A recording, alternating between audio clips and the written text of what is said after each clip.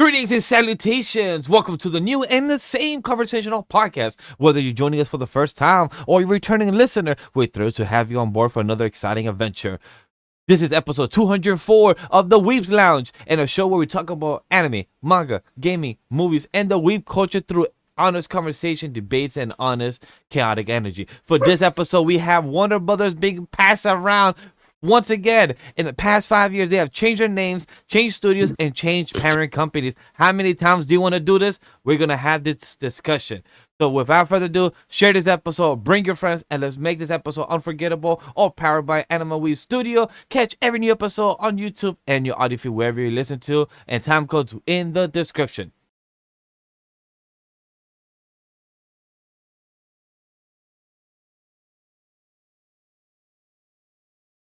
It's your boy, Legendy Vash from the House of Tempest, and your legendary Tranquilito from the Whale of Latino He, Love and Peace. And I'm not here alone for this episode. We're back. And yes, chat, as you heard from the intro, this is not the best TV episode of the year. We're going to be talking about that. It got moved for episode 208 on the week of January 6th. So stay tuned for that episode for the best TV show of the year. Recommend any shows that we should be watching so we can review it. We have a month from now, so let us know any TV shows. Please don't give us a 5-season with 24 episodes each. Don't make us go crazy, guys. Let's be nice to us. But let us know some recommendation for our TV conversation. But have you heard this will be a big news and Buzz Central focus episode? A lot of news has dropped. Our gaming episode is next week, because we'll be discussing of how many meltdowns you guys will be having, how many pure baiting because of this game didn't win, because it should be this one, because it was rigged, they got bought, or some other stuff. But don't worry, we'll be having that discussion next week. We might be streaming the Game Awards, so stay tuned for that. That might be a big maybe. But I'm not alone. I'm going to skip our world champion. He's a bit busy at the moment, but I'm going to pass it to our newest member for the past couple weeks. Hopefully he hasn't hated us as of yet. This is a chaotic show, a lovable show. Who knows? But Trevor, how you doing? Can't believe that they got me for another week. Don't they know I despise them? I've written about them in my diary for the past 5 months. Can't believe this. But hello, interweb. It's me, Trevor, the artist formerly known as Trevor Tiger, but now I go by Cloudy Crescent. Hope everyone's doing okay. I am ready to talk about another week of wonderful news. We're going to merge our brains, much like the Netflix and Warner Brothers merger, and talk about how wonderful it is. It's all wonderful, right? That's what the script says, right? We're all good. I just love how you just make it like, hey, it just reminds me of Ba Sing Se. Everything is normal. Nobody has gotten kidnapped. Nobody. No John Bicep has been transported underground and been kept. Your friend is safe. There's no downside to this, right? Everything's happy and positively great. Yes, everything's fan-flipping-tastic. Oh, world champion! Nice to see you here. Hey, how's it going, everybody? It's your world champion, Whawkins. And isn't everything just so grand in the world of, I almost said in the world of professional wrestling. That's where my mind's at right now, because my mind is just excited for next week, Saturday. I need my oats. Give me my oats. Yo, chat. And it was funny. We were behind the schedule before recording, because usually right before recording, Whawkins gets interrupted. So I was trying to get time to go passing by just to play safe. I was busy getting stuff ready, OBS and stuff, and it's crazy. Right after we press recording, he goes, "No, this is exactly what I've told you in the past. It's a sixth sense that's just like, oh, you can go down there right now." It's just like, thanks. And chat, and that's why I was like, you know what? I'm not too stressed. We're a bit behind schedule, guys. My apologies. Give me 5 minutes, 2 minutes. But then in the middle of me speaking, it just goes. I'm just just go ahead. I was literally monologuing like, hey, what's gonna promote real quick? You know what? Let's pass it to our newest member. So chat, hopefully you guys enjoy the behind the scenes of stuff that we endure for the love of the game, for the love of the show. And I do want to ask you guys, how has your week been? The first week of December, the last month of the year. We are 23 days left of the year, and I want to ask Whawkins, because he's been telling us how excited he is for the year to end, so he could start the fresh 2026 and stay what are my New Year goals? Like every millions of people like to say. Oh, New Year's resolutions? Yeah. I'm gonna save that for when the new year actually begins because I just want 2025 to end. This has been a very up and down year. I'm just gonna say that right now. But hey, isn't every year just up and down? Isn't every year either filled with bullshit or the best things ever? But hey, that's fine. It's all good. It's okay. It's all right. Because we're gonna be ending the year strong and it's gonna be fine. Sydney's still here. She's eating her bone. We got a great Five Nights at Freddy's movie that Trevor's going to tell us about. Oh, that's crazy. And some awesome games that came out as well that Trevor's also going to tell us about, like, Metroid Prime 4. And I actually finished the game for once, so I'll be able to talk about that. Yeah, Chad, if you want to hear more about that, time codes will be during for the Otaku Parlor. I also want to say it's been like, I get each year is up and down. I want to say that even though with the baggage of the bad years, I feel like each year just gets better of the growth on my aspect where I just, learn and improve, just get the extra, jack of all trades. So that's, I would say, is the good nugget. I feel like I've been better with time management. You're better with writing notes down, things I need to do. Actually check the list once and check it off twice and then throw it to the trash and feel like I succeeded. Instead of tackling myself or telling myself I should do 20 tasks a day, then I'm like, a normal person will hear, they'd be like, are you fucking crazy? 20 tasks in one day? Like, are you trying to do like overwhelm yourself, overdrive yourself? And I'm like, that's how my mind works. But then having a supportive wife and say, hey sweetie, instead of tackling that 20, tackle 5, tackle 10, write it on the notes. You'll still feel more accomplished, and it's been helpful. It's been that little nugget of just hitting down the nail, and I love that. Word. How about you, Trev? That's all I got. Any notes? Any words to say? Kind of in the same boat. I'm gonna hold off on my resolutions until this year is done and over with. Right now, I'm just trying to focus on a project. Maybe we can get it out next month. Maybe not. It all just depends on people and certain events. But we'll see how it goes. Yeah. So with that being said, chat, as you said, we are in the downer of, hey, the year is gonna end. But we're going to start the 2026 strong. We're going to be giving that resolution sometime soon. But however, we are going to get into our Otaku Parlor. For those that don't know, if it is your first time, this is the section where we're discussing the latest media we've consumed. It's the time for our weekly check-ins, our latest of anime consumption, manga reading, the media that we've been enjoying. But if you guys are hearing this in the morning, afternoon, evening, wherever time zone that you guys are checking this out, or hearing it on the audio feed, or a virtual cup of drink of your choice. Settle in, let's connect. Take a glass of whiskey, take a glass of coffee or tea. Honey gingers and vitamin C is what I take for my winter season because it helps the immune system. I recommend a chat, but I always like to hit it and pass it to Neil first. Whawkins, our world champion. What media have you been consuming? Talk to us in the Otaku Parlor. Well, when it comes to movies and TV, not a whole lot, because what does that taste like, really? But maybe somebody can spare me some oats. Maybe a brother here can spare me some oats. No, for the white folks, the tall gods are gonna deny our oats. I am starving. Okay. No, brother. So we found, well, not we, I'm sorry. Trevor here found, with another mutual friend of ours, a meme of, brother, can you spare me some oats? No. And it's like this whole, it was like a whole video for that. But then a whole rabbit hole. Was just a rabbit hole, an iceberg, if you will, that came from this. Where it's just like, okay, well, there's actually an animation for it. Not only just an English animation, there's a Spanish dub of it as well. One that they actually have a team working on. Spanish dub too? Oh yeah, I missed that one. Yeah, I need to hear the Spanish one. What? Yeah, dude. But it's just hilarious how it happened. Like, I gotta give a shout to Trevor because it was myself and a few other people on a Thursday where me and the guys were supposed to be grappling and we're just hanging around. And I love how Trevor just came in and just silent. He was just there lurking while other people were just having a conversation. And then Trevor's just like, hey guys, just chatting along, hanging out. Whawkins comes in too. We joined the call. And then Trevor's like, hey, I gotta show you guys this meme. And we were all curious.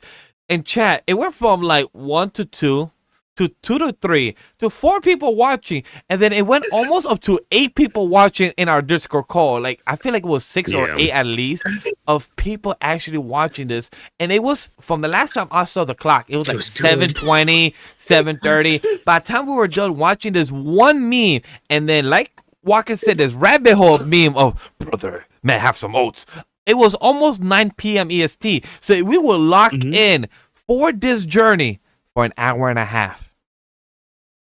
It was great. It was glorious. I need to watch the cow one again because that one was also really funny because of the third one that's just like, it's cold in here. Oh God, yeah.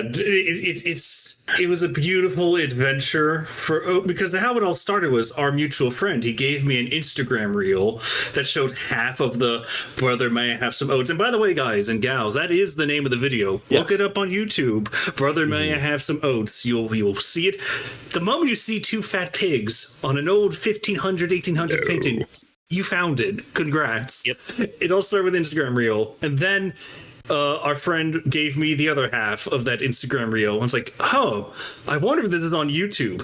And it was this magical moment where both of us, without telling each other, found all of the guys' videos. And then we both found at the same time this 27-minute animated adventure, which, by the way, is ongoing. It's ongoing. And the whole production. The newest episode is out. And I love this. I support this so much because this is what I envision from AniMa W3 Studio to do, like our own animation project down the road, and seeing this, like I support this, like just making a meme and then expanding that shit with fucking lore, like you're adding lore. We had the Red Demon Fox actually, I believe it was just called like a Red Demon, but then we found out it was a Red Demon Fox, and just the way it was a fight, it was a choreography, it was the monologue. You felt like it was pain from Naruto that you're just getting a whole why the whole world should be burning. And I'm like, yes, you know what? You're giving facts. It needs to be stated, like, because anyone can say, like, oh, so someone just expanded the lore, though. It's like, guys, you need to understand, this is a whole team behind it. There's like 3, if I remember right, there are 3 voice actors, an animator, and a writer. They have a whole team on this. Yeah. And yeah, they actually put care into this, like a lot more care than certain big name companies put into their IPs that they don't do anything with. Microsoft with Banjo-Kazooie. It is genuinely great. We cannot understate it. It is genuinely great. When you have a video that makes 8 people on Discord shut up and just go rave over this project, that's a sign. That's a sign of how good something is. We were locked in. It was pure entertaining. A big shout out to Trevor for showing us and literally just being down on the whole rabbit hole. And just like, it was funny is that he came in just to say hi and hang out. We watch it, and the most funniest thing, like, hey guys, I gotta go bounce. And then it was just almost funny, like after that, we're like, oh, so he just dropping a little gold for us to be entertainment, and then just be like, all right, I dropped my crown, I'm gonna leave now.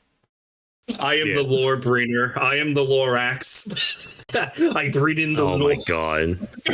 All right, I need an artist now to create Trevor as a Lorax, but as a lore axe, you know, I'll let you guys be creative with that. So that's, I guess, mainly the movies, TV I've consumed. I mean, sorry, it's just been content and all that. When it comes to anime and manga, I got to catch up on a lot of my weekly reads and watches. Especially Gachi Yakuta, because I know what episode dropped today. Which, yo, Vash, give the people a nice little taste of what they might expect from your discussion on Off the Binge tonight. So, or if you haven't watched Off the Binge, here's your little snippet. So guys, go check out Off the Binge. We release episode Monday. We record this one first before we record that, but this one gets out Tuesday. I will say this, that the pure fuckery of not understanding or knowing what it is that you saw, but having such an idea of what it is that you saw, and questioning what it is that you saw, but you don't know what you saw because they're teasing what you saw. And the thing that fucked me over is that watching the opening is when I clock it once more. I'm like, wait a minute. That's there in the middle of the between. How does that connect with everything else? And then the episode that I clocked that in, it happened, and I'm like, Oh, okay, cool. Okay. And then we don't get more of that. And I'm like, okay, you're going to tease us. And then I saw your comment from one of our other Mhm. servers for church. And Oh yeah. that made me clock that as well, talking about like where my boy Engine or Ronka was like god level tier power, or like how can you rank them or how can you tier them because of how like we don't Mhm. know their power limit because of what to show. Also the way Engine like showed like this pocket, like should I use this, and I'm like, wait, what you talking about? And then they tease that too, Yeah. and I'm like, okay, this episode was my episode of the week. So if you guys haven't heard Off the Bench, I'm gonna tell you now, that was my episode of As the it week. should It be. was it was solid. It teased you for what's up and coming, and I like that when they show this world that's much bigger than it is, because logically, what the fuck does that mean? This man is literally like in a pose, and I'm like, what does that mean? So yeah, my Mhm. quick thoughts of Gachakuta of cool action, cool monologue, everything like solid episode. It just makes you know like, okay, she dead, her head blown off, but what does it mean though? I feel bad for Yeah. her. I just questioning still, what does it mean? Plus, you get to see Guida's power. Yeah, With that's a the, kaiju. with the Bro, that's a yeah. kaiju. And That's a that's, shrimp kaiju. that's like that's barely half her power too. Which yeah, she and said she was that 3. big. But she said I should have gone bigger. I'm like, Mhm. wait, so is this 3 out of 5 or 3 out of 10? In my head, I'm like, I think out of 10. if I remember the manga correctly, yeah, it's out of 10. That's my assumption, So it's because like if you're saying 3 Mhm. and he said minimum, he's like go 3 minimum. So I'm like, 3 in a scale of 5 is not minimum. That's 2 or 1. No, 3 that's is like average. yeah. So then 3 should have to be out of 10. So I'm like, okay, she's strong.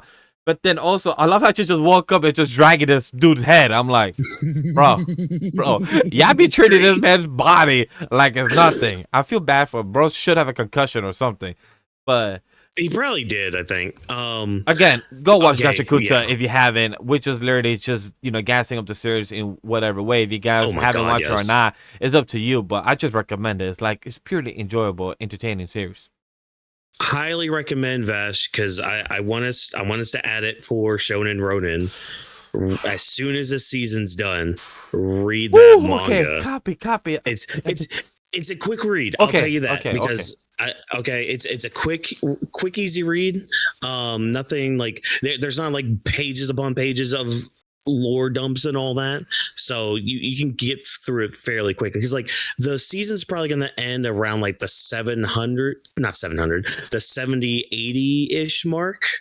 And there's currently 150 something chapters out. I think 156. So that's only like 70 chapters to catch up on, and some of those are some action heavy chapters. And those are easy, like, Yeah, like Chainsaw Man, yeah. other chapters, you just see, be amazed by the Mhm. art, and be like, okay, done. You'd be Yeah. amazed at the double spreads. But it's exciting. Okay, I will make the effort yeah. for January. I have too much homework in December.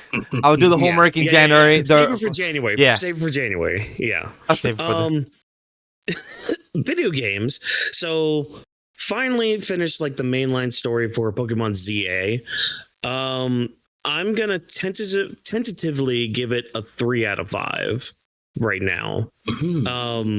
It's the gameplay's fine. I do like how they changed things from, instead of having the PP for moves, it's now like a cooldown meter, and everybody moving around during battles. It's a lot of people say that it's the closest you could get to the anime fights, which I could see that. I think maybe something like Pokémon's a little closer, but that's a whole different breed of game anyways, because that's a legit fighting game. I don't know, there's still just a part of me that just kind of felt detached from it. And I think mainly some of that had to do with some of the cast. Like a lot of them just kind of felt, at least for me, felt very cut and paste. Like, oh, this is the trope of the guy that likes to fight. Oh, this is the girl that will do nothing. Nobody can stand in her way from having her tournament going on. Oh, you're the one that's looking for somebody. Like, I don't know. A lot of the tropes were just kind of tropey, I guess. I don't know a better way of saying that right now. I don't know. I couldn't really engage well with the characters like that. And again, that's more of a me thing than really with the game, I guess. But I mean, story wise, I think it was fine. Especially when it got towards the end, it got a lot better. Because there's a lot of padding when it comes to the side missions, which, don't get me wrong, I like the side missions because it actually like kind of engages you with a Pokemon. So like there's a mission where you have to basically lead these Trubbish to a different dumpster area, which is kind of cool because it's just like, okay, they can't be hanging around this cafe stinking up the place. So take them over to the dumpsters. They need smart. to hang out over there. That's smart. Okay, yeah, like it's things like that. There's one mission where like you have to chase this Litwick around because this one kid's sister disappeared. So it's like, okay, where'd the sister go? This is a ghost type Pokemon, and we know how they can be a little tricky and all that. So there's just fun stuff like that just kind of make you. It does engage you with the actual world of Pokemon. So I do appreciate it in that aspect. But like, I don't know, there was still just something that's kind of detached me from this game. I really don't know what it was or what it can be. Maybe after I do some of the post game stuff, I'll have a better answer for that, but I am kind of taking a break from that because I want to get back to Digimon and do more with that because that's a much better game, folks. So I finally got to like get my ultimates so I can finally like digivolve and start like building a good team and do all the things I like to do in a Digimon game. Right before you transition more into Digimon, I was going to say, what do you recommend for anybody to buy this game of Pokemon ZA? Since you gave it 3 out of 5, would you recommend this to people to get it that are a Pokemon fan that should get the game or not? If you're a diehard Pokemon fan, then yes. I would struggle to say get it if you're just like a casual person.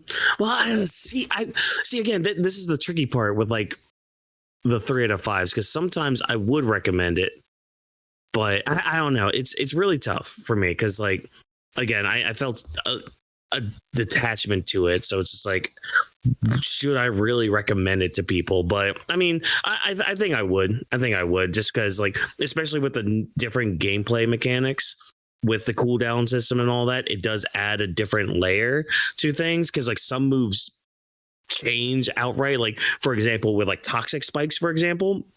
So in the regular games, you send out toxic spikes and they always poison the Pokemon that comes in next or comes in after and all that. With this game being like more of like an open field kind of thing, you set up the toxic spikes and you can kind of lead your opponent to like step in them. So like it doesn't have to be the Pokemon that comes out next that gets toxic or gets poisoned. It's now the Pokemon that's like right there. So like you can kind of lead them into it. Moves like Fire Spin and Whirlpool are now like almost traps as well. So it's like you can set those up, and then if they get too close to you, you could use a move like Roar and kind of pushes them back into the waterfall or like the whirlpool or whatever. So like you could do something like that. Like you can actually do some sort of strategy when it comes to the game, at least in that aspect. Now for me, sometimes I like to just be unga bunga and go in Leroy Jenkins and just spam the power moves and all that. But like, see, that's the other thing, because like with my starter Embor, I didn't really change many of his moves. I kept like Flame Wheel on him, which is crazy to say. And like, this is a level 80 something Embor that's still using Flame Wheel. Why is that? Why is that a thing? But it's because like, it's actually really cool because it's like, it's a quick enough move because he's slow anyways, but it's a quick enough move for him to like attack but get out of the way. So like I had like that on him. I had Rollout, Power Up Punch, and Bulk Up. Like just doing those in a rotation, he was a monster, especially when it came to like the online battles. I was beating Pokemon left and right with that. Like it was great with that aspect. But yeah, it's you kind of have to get into a different mindset with this game with Pokemon. Because again, it's not your turn-based stuff. It's more like almost a realistic battle. So it's like, okay, I need to time my Protect. Like Protect actually now like almost like a guard. from an attack, so it's like you can actually kind of time it to where you won't get hit by the attack, and it's actually really cool. Like that's like moves like that, detect and all that, like it's almost time based for it to actually work, instead of, oh, I use protect and I'm good forever. No, you actually got to like time it a little bit, so that part's a little cool with it. But I don't know, there's still just a part of it that's like you still kind of get like this generic feel with it throughout the game. I'm still not a fan of it just being in the city. Like I'm not a fan of like the wild areas they have for it. I think they're very limited in what they give you and all that. And there's other areas too. Like there's like the sewer area. Was there another area? I don't think there was any other areas besides that. So that you can go into, but it's like, it's not much different, to be honest. So if I were to change anything, it would be like, hey, let's actually go to different areas. Let's go to different spots in Kalos, so that way we can actually like explore and maybe do a little bit more with it, like kind of like how the other Legends game was. Like that was great because like you still had your hub like city, but you had other areas to go to, and even that game still had some stuff to really like learn more about Pokemon and all that stuff. So talking about it more now, I kind of would recommend this game, I think. Especially if it's on sale, if it ever ends up on sale, or you have a gift card. Because I'm sorry, I don't think it is a $70 game.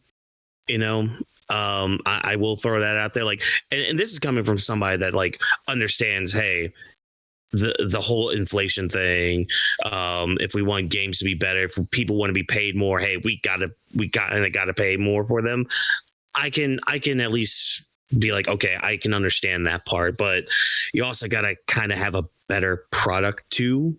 But that also gets us into a conversation about Pokemon Company and how they release their games, and how they should probably maybe take a year off from releasing a mainline game, so that way they can actually like take some time and make a game that just doesn't feel so stilted, I guess.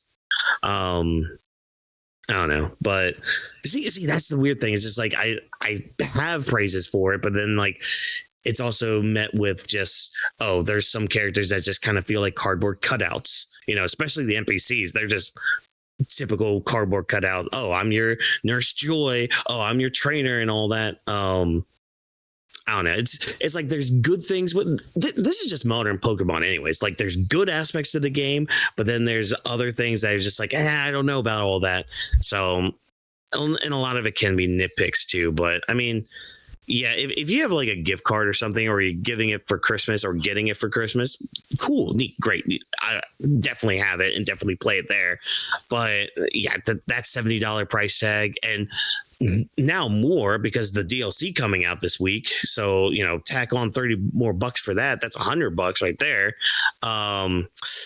Yeah, I would take my time to get this, especially with that kind of price tag. But if you have the money, cool, great. If you have the time, cool, great. I don't really regret my time playing it. It's just I was ready to get done with the main story so I can get to other games like Digimon, for example. And also the fact that I've restarted Red Dead Redemption because that got an upgrade for PS5, and I'm just like, you know what? Let's dive into a game I used to play religiously. So replaying through that, and hopefully in January I'll have the time to play Dragon Quest, because that also came out with Dragon Quest 1 and 2 on the Switch too. So I'm gonna be playing those at the beginning of the year. Yeah, that's pretty much it for the video game part. You'll have a good time with Dragon's Quest. Yeah, it's one of those series I want to get into because I want to. It's one of the things where it's like I should probably do that as a gamer. So all right, here we go. Other than that, I went to my old alma mater college. I went to their holiday gala this weekend. It was good. It was a fun time. So went with a friend of mine, and yeah, it was good. It was fun. So that's basically all I've got. I'll shut up now so everybody can listen to you guys talk and rant and all that fun stuff. So. You know what? let's pass it on to Trevor. Talk to us. What is it that you? Hey. Because I know you have some great excited things. Because I do want to say a big shout out to the actor. Because hey, some people want to talk shit about him online, and I will mention that during our conversation. So talk to us, Trev. Yeah, I can't believe Whawkins. You know we don't rant here. All right, everyone. So now it's time for the 20-minute rant about Five Nights at Freddy's 2. Oh, the best movie of 2025? Got you. I watched this movie for free, and I still want my money back. It was Five Nights at Freddy's 2 is a fascinating film because it's like a time capsule. It takes you back to the realm of when, every horror movie sequel was just flat out bad. It took me back to that era. Everything that they could have possibly gotten wrong in FNAF 2 pretty much just went off the goddamn highway. In fact, like the very inception of the plot is, did you guys know that Five Nights, that pizzeria, Freddy's Pizzeria, it's super popular now. It's like, oh, how did it get so popular? Did Mike Schmidt share the news? Did he write a book? Did he go on some talk shows? Well, what happened there? It's like, oh, no. His aunt, who everyone thought had died in the first film, she got institutionalized. She's alive, and then she ranted about the killer animatronic. We never see her in the movie, by the way. She doesn't show up. She has some screen time. It's like, oh yeah, your aunt was just talking about the animatronics, and then that somehow escaped the confines of the Institute, and now everyone is obsessed with the pizzeria. It's like, okay, interesting direction, but all right. But you're not here for the human characters. You're here for those. You're here for those animatronics, And I gotta say, the origin, FNAF 2's main animatronic was the puppet, the marionette. That's what everyone came here to see. Sure hope you guys are ready for an origin story that makes all the sense.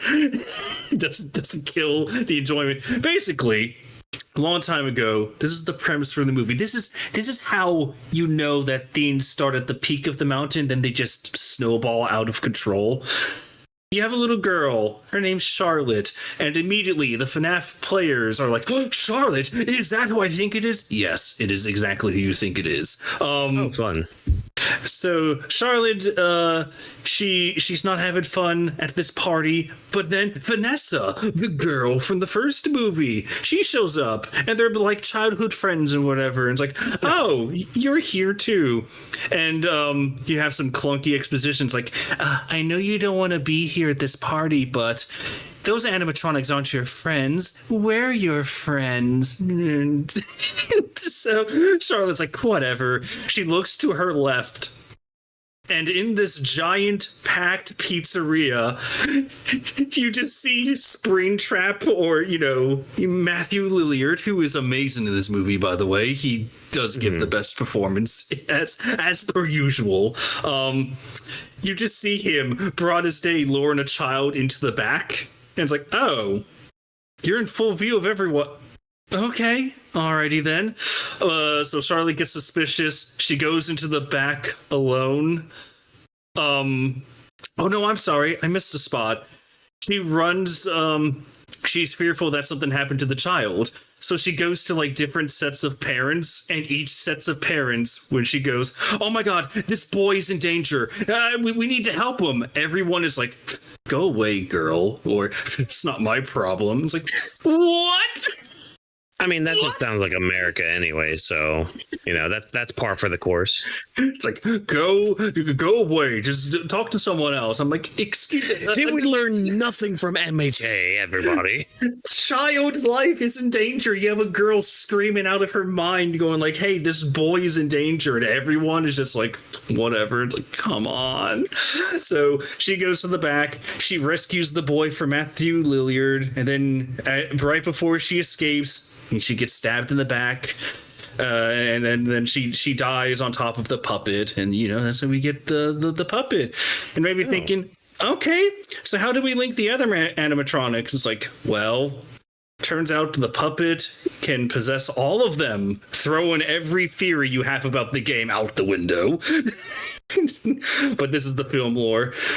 But guys, this movie becomes really nonsensical really fast. Fun. It's just plot hole after plot hole. Again, it all just escalates. The animatronics that are shown are really good. It's really nice seeing physical set pieces again for them, just like in the last movie. I just wish they were just written better, and the mechanics behind them, not the literal mechanics of the animatronics, but I mean, the mechanics of writing them into the story. I wish they were handled better, but it's all bullshit. The entire movie is built on bullshit. Everything. My lovely fiance can back me up because she was across the hall, and every minute or two, she could probably just hear me go, "No, that's not no." So she had the Sonic 3 experience that I did. Indeed. And hey, we can talk about Sonic 3 any other day. But as of right now, it's the good movie, no. right? Yeah, the good movie. Yeah, the good movie. Yes, the trashy garbage film, but yes. But yeah, FNAF 2, it's really not that good. It wasn't even an enjoyable bad. It was just... I have a question. Oh, yeah. Was Matthew Lillard good in the movie? Absolutely. Okay, I'm glad to hear that, because the reason I brought his name up is, like I mentioned in the beginning of our conversation for your segment, is that right now on the timeline and in the movie critics online community is that Matthew Lillard heard that Mr. Tarantino said he's a bad actor. Oh, I've heard that. Oh, Yeah. What? Yeah. And Matthew Lillard was doing the press screening for this, or he went to a fan screening, and he spoke to the audience and said, hey, Tarantino, it sucks. It sucks to hear that no matter how big of a director you are or not, just somebody in that type of caliber literally saying and putting someone else down in the same line of field may not be a director full time and everything like Matthew Lillard, but just in that type of regard that Tarantino literally had the time and just say, hey, Matthew Lillard sucks as an actor. That hurts for anybody. No matter if your goal is to be the best or not or get Oscars. That man is shaggy to me, and he is amazing as well in other roles he has done. I've enjoyed him in his other roles. But for him to say that, I'm glad that fans just saying, we love you. And he said, you could hear in this cracking of his voice, he said, and thank you. You could hear just him want to be appreciated. So I just want to give that shout out for that, because he is shaggy in many people's eyes, in my eyes, and that he's a good person. You just need to be a good person and entertaining to others, audience members. That's what matters, that you have a fan base, that in his line of fan base, people love him. In the professional movie actors, whatever it is, people might not think it's good. I fucked up. What matters is that the fan base that you accumulated that loves you, and I feel like that's what's important. Yeah. Before anyone gets confused, it's like, well, hey, he's in the movie, and it's like, yes, he's in flashbacks. Just to give context. You have a whole little subplot about how Vanessa is still reeling from the psychological damage her dad did to her. So you get some clever flashback dialogue, just Matthew overacting once again in the best way he knows how. It's like, yay. Perfect. But yeah, Five Nights at Freddy's 2. You don't need. I do not recommend this one. If you're really invested in the films, I can't stop you. I'm gonna use a line from Jeremy Johns for anybody that watches him and sees his content and his reviews. Should you watch this sober, or can you go intoxicated? I bet even if you go intoxicated, it won't really do much.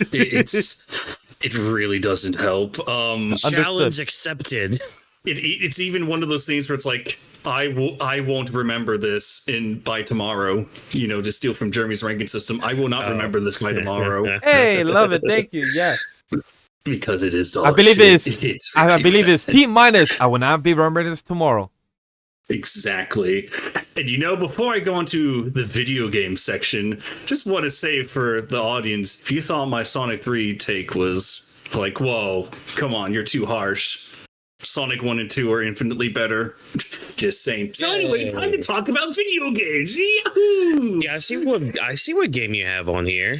Yeah. Interesting. Let's talk about I have a Switch 2. Oh, it came for the Switch 1 though. You could do that. Oh, it did? Yeah, it did. Yeah. Yeah, it came for the Switch 1. Yes. They just changed up with a bit of the mechanics that you couldn't do in the Switch 2, with like the mouse and everything, like a few things that you couldn't do. Oh, okay, yeah. Did they actually have music in the desert for the Switch 1 version? That is the most before you go on your rant, that is the most bullshit thing I heard from all of this. Oh, your soundtrack for your hub world is locked behind a $30 amiibo. Yep. Wait, what? Really? I have a note for that. Yeah. Don't you worry. Yeah, dude, they don't have like their big world. And Trevor, you can correct me on this too, because I was just looking at this through passing and all that, and like a few tweets I saw. Apparently, for like their big desert hub world thing, which looks barren as fuck from the screenshots I was seeing, has no music behind it, no ambient music. Nothing. But if you have the $30 Metroid Prime amiibo that is available in all stores except for when they're sold out, then you could use that to get a special soundtrack for the desert area that you are traversing your motorcycle in. And I'm sitting here thinking, why is that a thing? Why are you locking behind a very to me at least, a very important, crucial part of your game, your soundtrack for the spot that you're going to be traveling in the most? And like people are praising it, or like praising like the area being almost Zelda-like, and yet ambient music. Interesting, because like Tears of the Kingdom and Breath of the Wild, there were still like noises going on. It had like little light motifs going on throughout the world and all that. Or when you got into a town, I am just smiling at your little analogies right now. Why lock it behind other things? That is so ass backwards. And here's the other thing too. It seems like it's a short game. I don't remember how long were the other Prime games? Were they like 8 hours or 6 hours or something? Because like it seems like a lot of people are like not only beating this within this weekend, but like 100%ing it throughout this weekend, which seems very short for me for, hey, look, another $70 game. Yeah, I want to say right here, since we're recording and also not live, but I'm able, we're a team of 3 that one of us could do a little quick fact check. From here, my Google search, it says Metroid Prime games typically take 10 to 18 hours for the main story, but can stretch to 20 to 30 plus hours for the 100% completion with Metroid Prime 2, Echoes, and Metroid Prime 3. The average playtimes for Metroid Prime 1 is 14 hours, Metroid Prime 2 is 16 to 17 hours. And by the way, chat, this is main story. And Metroid Prime 3, it's 13 to 17.5. And Metroid Prime 4 Beyond is 13 hours projectively, early reports. Y'all gotta get outside and touch grass and if y'all are beating this game like that. The whole playtime as a completionist right now for 100% from Metroid Prime 4 says 10 to 18 hours project early reports. 10 to 18. I mean to help to it's just sad. Whawkins. It's been like this for every big budget game. You always have those people that always just post the spoilers and the final boss, and they post all the secrets and day one because they got early access for whatever reason. And it's like, thanks for spoiling anyone that was just. But that's beside the point. But yes, today's episode of fuck is brought to you by Metroid Prime 4. The story of this game, and I mean the meta story, it's been a fascinating tale. We were all there. We were waiting patiently for Prime 4. And then we got Metroid Dread. I'm like, oh, that's pretty good. You did well. Awesome. Yes, indeed. And then, I don't remember if this came after or before that, but there came the announcement of Metroid Prime 4 is being reworked entirely. It's like, because Nintendo said this doesn't meet up with our standards. Oh shit! Really? Oh. Everyone that knows, I vaguely remember that. Yeah. Everyone that is listening to this and knows where this is going, they're laughing right now. It's like, oh yeah, we know where this is going. No, Nintendo, we worked everything. How interesting. I went into this game with optimism. I knew about the desert, but I honestly, foolishly thought that, it's not even going to be that big of a deal. It's probably just like maybe a stretch of road to get from location to location. They wouldn't dare try to do Breath of the Wild in the worst way to a Metroid game, would they? See, I know you enough. I've known you long enough and well enough to know that's exactly what they did. So I wanted to let's get some positives out of the way before anyone declares me to be a negative Nancy here. How dare you? Except for FNAF 2 had Matthew. But anyway, the music, from what I've listened to so far, pretty good. I like the music. The controls, gimmicky, but I can get used to them. The combat, like, the core game mechanic of a Metroid game, it is still there. You still have to scan to get your weaknesses. You have to scan everything to get, like, some more story and whatnot.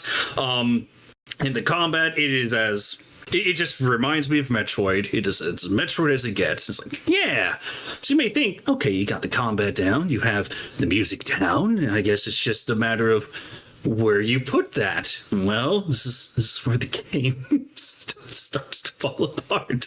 It's been a beaten horse. This horse has been beaten dead for a long time, but it's like the whole point of Metroid Prime is that it's kind of like an isolated story where it's just you and the environment, and it's up to you to figure out what's going on if you choose to. You are rewarded with story tidbits as you scan the areas you enter.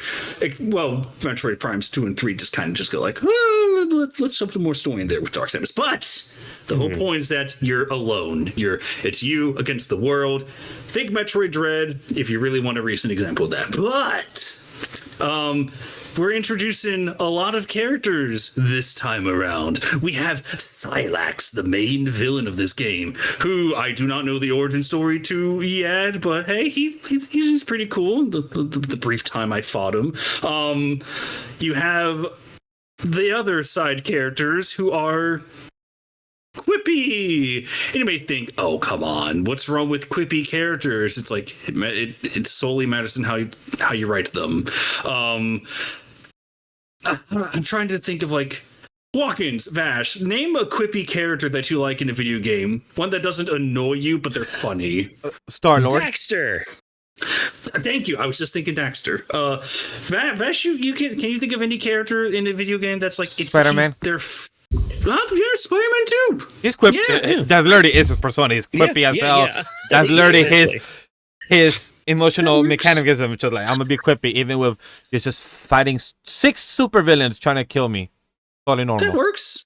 Yeah. Characters you mean in this game are one character. These have been ingrained in my brain because everyone's been sharing these clips. You rescue a girl and she's like, Commander, we almost died, but oh my god, is that Samus? Oh, it's like, okay, so you're a fan of her. It's like, oh my god, I know we almost died, but ooh, Samus, is that a new suit you have on? Is it like Bartemelo from One Piece dub? Because that's what's giving me. Yes, it's kind of like that. And then you have the infamous yellow paint guy who's everyone's been calling him Reddit the character, or the Josh Whedon character, where I don't know if you guys are familiar with the trope of like, if something is painted in yellow paint, it is a meaningless tutorial in a game. Are you familiar with that? Heard of the phrase, but I understand the concept. Yeah, he's that. It is that as a character, and it's like he's your main companion in a way, where he's like, oh wow, I'm stranded on an alien planet, and I could die, but at least I'm not in a cubicle next to Greg. It's like, oh, okay, interesting. And his interactions with Samus are awkward because for some reason, we know that Samus can talk. We know she can. Other M proved that, and other games proved that. So when you have a character that goes like, "Oh, Samus, maybe we should check our map and directions," meaningless tutorial stuff. It's like, what do you think, Samus? Hello, Samus. The Master Chief route. Gotcha. I was gonna say that kind of reminds me of how, like in Pokemon, like everyone talks except your character. You just hear them, like they speak. It's like, just nod, like or you just nodding like that. Yeah, so you have that. I'm trying to paint a point across where you have a silent protagonist now. It's like, interesting. I know you can talk, but you're just completely silent. How interesting. And then you have part of the meat of the gameplay, and I'm going to give a light spoiler, but it's not story related or anything. It's basically this desert open world. The minute they introduced the motorcycle, it was like, oh, is this the open world? I thought it was just going to be a stretch of road. No, it is open world. There are these green crystals scattered throughout the desert. This giant, barren, desolate, empty desert. And you have to crash into as many green crystals as you can. And when I say smash, I mean it's Arkham Knight. You plow your motorbike through every green crystal you can find. And what do you get? Well, I'll tell you what. You get to beat the game. It is mandatory in this Metroid-esque game to just plow through every crystal in the desert you could possibly find, and you have to backtrack. Backtracking in the Metroid games was pretty cool because it's like, oh, I can use these tools that I gained at this point to go back and unlock new areas to discover and do all that. I was working towards something. The backtracking in this game is like, I'm just going back to smash more crystals, or, oh, I'm going back in this desert to find more. What's that word I'm looking for? Maybe you weird Zelda players can fill me in on this one. An area where you go on the map and you find this little puzzle room, and there's a lot of them scattered on the map. What's that word I'm looking for? Oh, is it maybe dungeon? Dungeon, yeah. No. What were they called? Shrines? Oh, yeah. You know what? That's perfect. Okay. Let's go with that. It's like there's shrines everywhere. It's like, okay. I mean, whatever, but in a Metroid game, this doesn't really feel natural, especially meshing Metroid with Zelda. I don't know, it feels weird. But yeah, it was at that moment where I was going just like, this is just Breath of the Wild. That's why I've heard a lot of comparison when it comes to the game online. I've seen a lot of comparison that people say that, hey, this looks like Breath of the Wild. Like, it's crazy that when it comes to a game like this, that people was excited, because I even was excited for it. I just haven't bought it because I just didn't have the time for this month and everything. So I was just going to do it sometime next year. But I saw that this game being a lot of comparison, that it took a lot of the inspiration from Breath of the Wild, but it looks like it wasn't executed correctly. What could have been taking like the Breath of the Wild inspiration that they have, but not able to execute. In the other hand, what games being awarded or nominated, at least for the Game Awards, Donkey Kong Bonanza, that game, a lot of people was comparing that it took a lot of inspiration from Mario Odyssey, and that has the opposite, where the good execution, a lot of people gave it high praise. That wow, this game took a lot of inspiration from Mario Odyssey because it's a lot of the staff from Mario Odyssey as well on this game of Donkey Kong. So it took a lot of inspiration and it has executed it. But from the opposites of Breath of the Wild taking the inspiration, Metroid Prime taking the inspiration from Breath of the Wild, it's just the opposite. And I feel bad because a lot of people's excited for it. I haven't heard too much more, done more. I just saw a bit of Roger stream that we were watching a couple of days ago, and from here, from your take, it sounds like the game is not a failure. It just seems like low expectation with the game that was trying to do something, but it could have fallen flat. From what I'm hearing. It's the worst aspects of Breath of the Wild mashed in with a Metroid game, and it's like you could have done infinitely better. And it's to the point where if Sonic Frontiers' boring ass desert open world was more engaging than this one, you got a problem.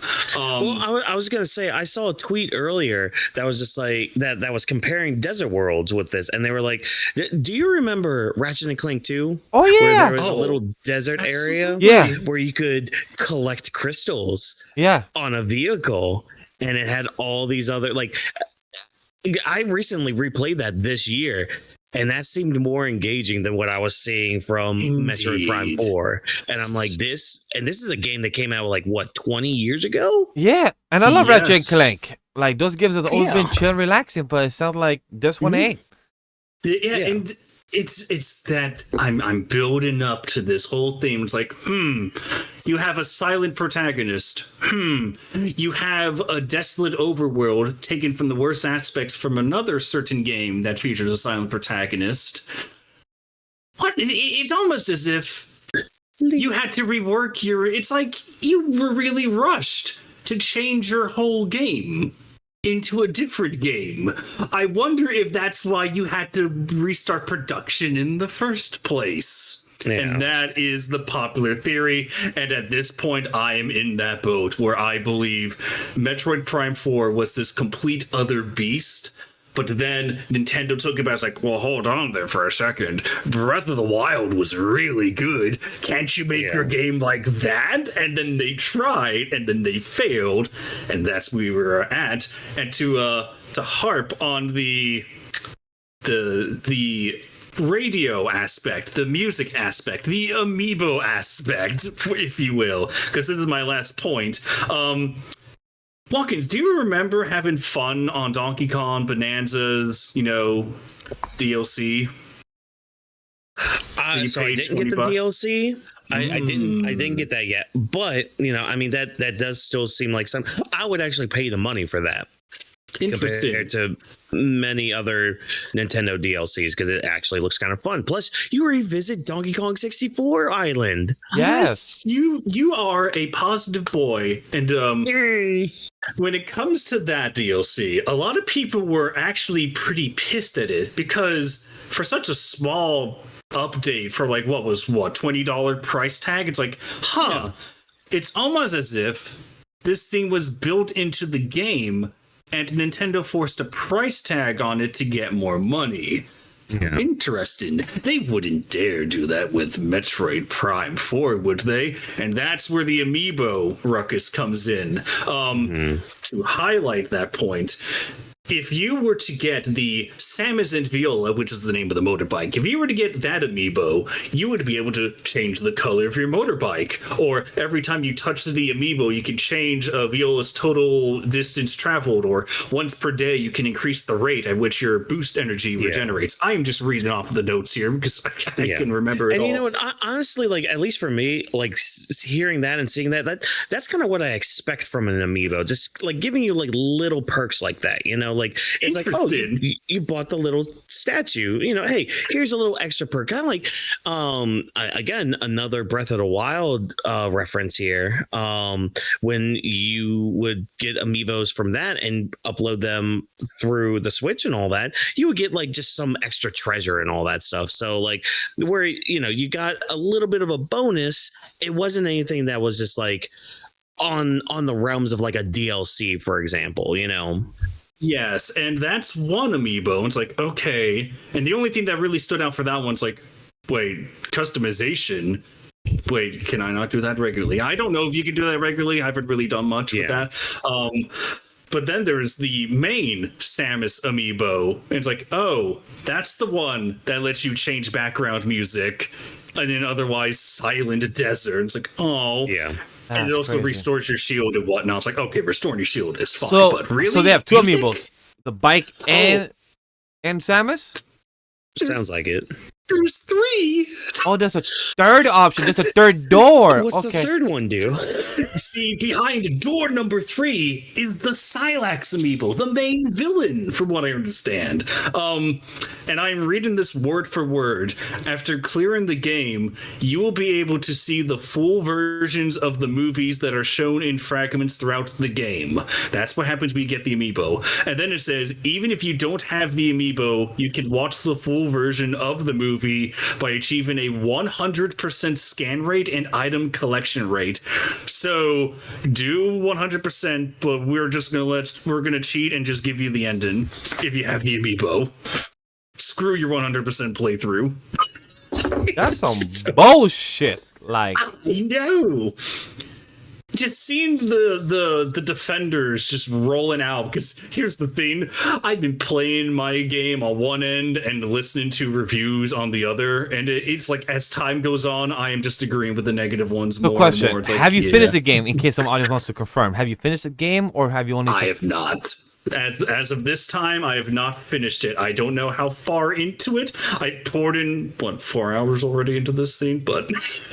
You're already halfway there, apparently, so... Yay! Yeah. I think I'm 4 hours. Or take it 1/3. 1/3 at least. That's something. Yeah, I've been taking my time with it, but it's just... In my head, enjoyable. two comments towards your conversation here. You said... with the voice of, Nintendo coming here and, swinging with their energy, say, hey, we're going to change up the game and everything. I don't know if this is a compliment or a diss, but you gave me a bit of the Vince McMahon voice with the ending of Nintendo doing like, hey, exactly, yep. Whawkins knew exactly what I meant. He like, you get the extra offer. It's like, no. And the second one, you gave me the idea of what happened with the Batman versus Superman of the Justice League of Zack Snyder having his version, then Josh Whedon coming in and having a whole different tone of his movie. So it's like we have the Zack Snyder version that's 4 hours, the true version, or the Josh Whedon / Zack Snyder mix up. So that's what it sounds like this kind of fuckery with Samus of Metroid Prime 4 with you having the Samus cut, yes. Give me the Samus cut of the game, please. Samus cut. Oh my god. That's crazy. Yeah, it's just, I don't know if I want to recommend this game because there is good stuff. There is good stuff. I just... You know what? I'll recommend Pokemon. Go play Legends ZA, everybody. That sounds like an infinitely better game than Metroid Prime 4 sounds like it is. Because holy shit! What? Boy, that's $130 just for base game. Just basic shit. And just actually get all the perks. Imagine just like, hey, imagine starting out and actually playing the game and your game is undone. And like you see the green boxes, the white lines, and like, hey, if you want to actually get the complete game, you gotta buy the DLC 1 through 5. Yeah. Mm-hmm. Like what? And then locking full cutscenes behind 100%. Yeah.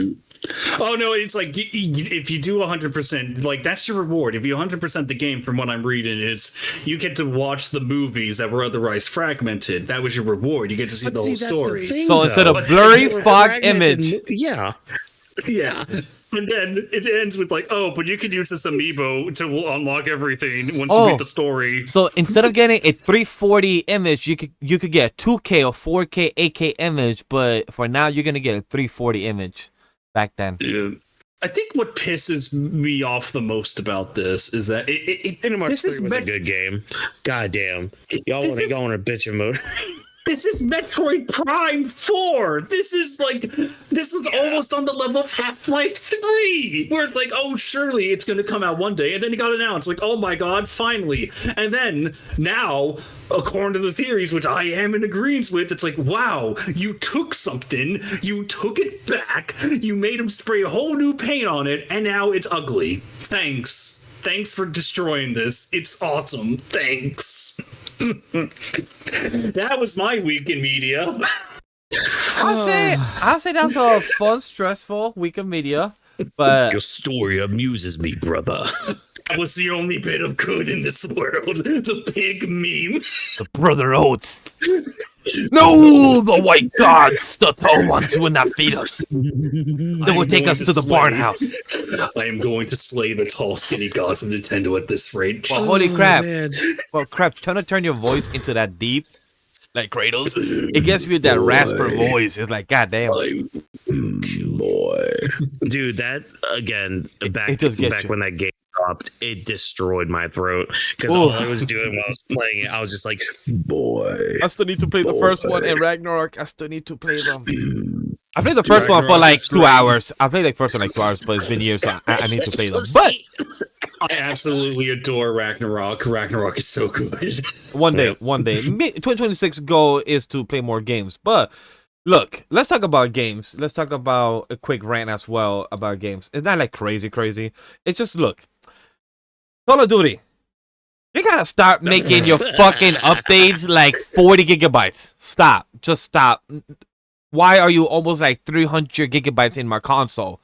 I could barely have any games. I literally downloaded Indiana Jones last week on Weebs, and I told the community, say, I'm gonna play this game. Guess what? I had to delete Indiana Jones just to make the space. Tragic. Like, bro, it's exhausting. It's exhausting. Like, games, we gotta talk a problem, because I believe there's an update of some AAA game got into a contract with somebody, and instead of their game being like 160 or like 120, I think it's like some Yakuza game or some other game, but it went from 120 gigabyte to be a download to now being a 24.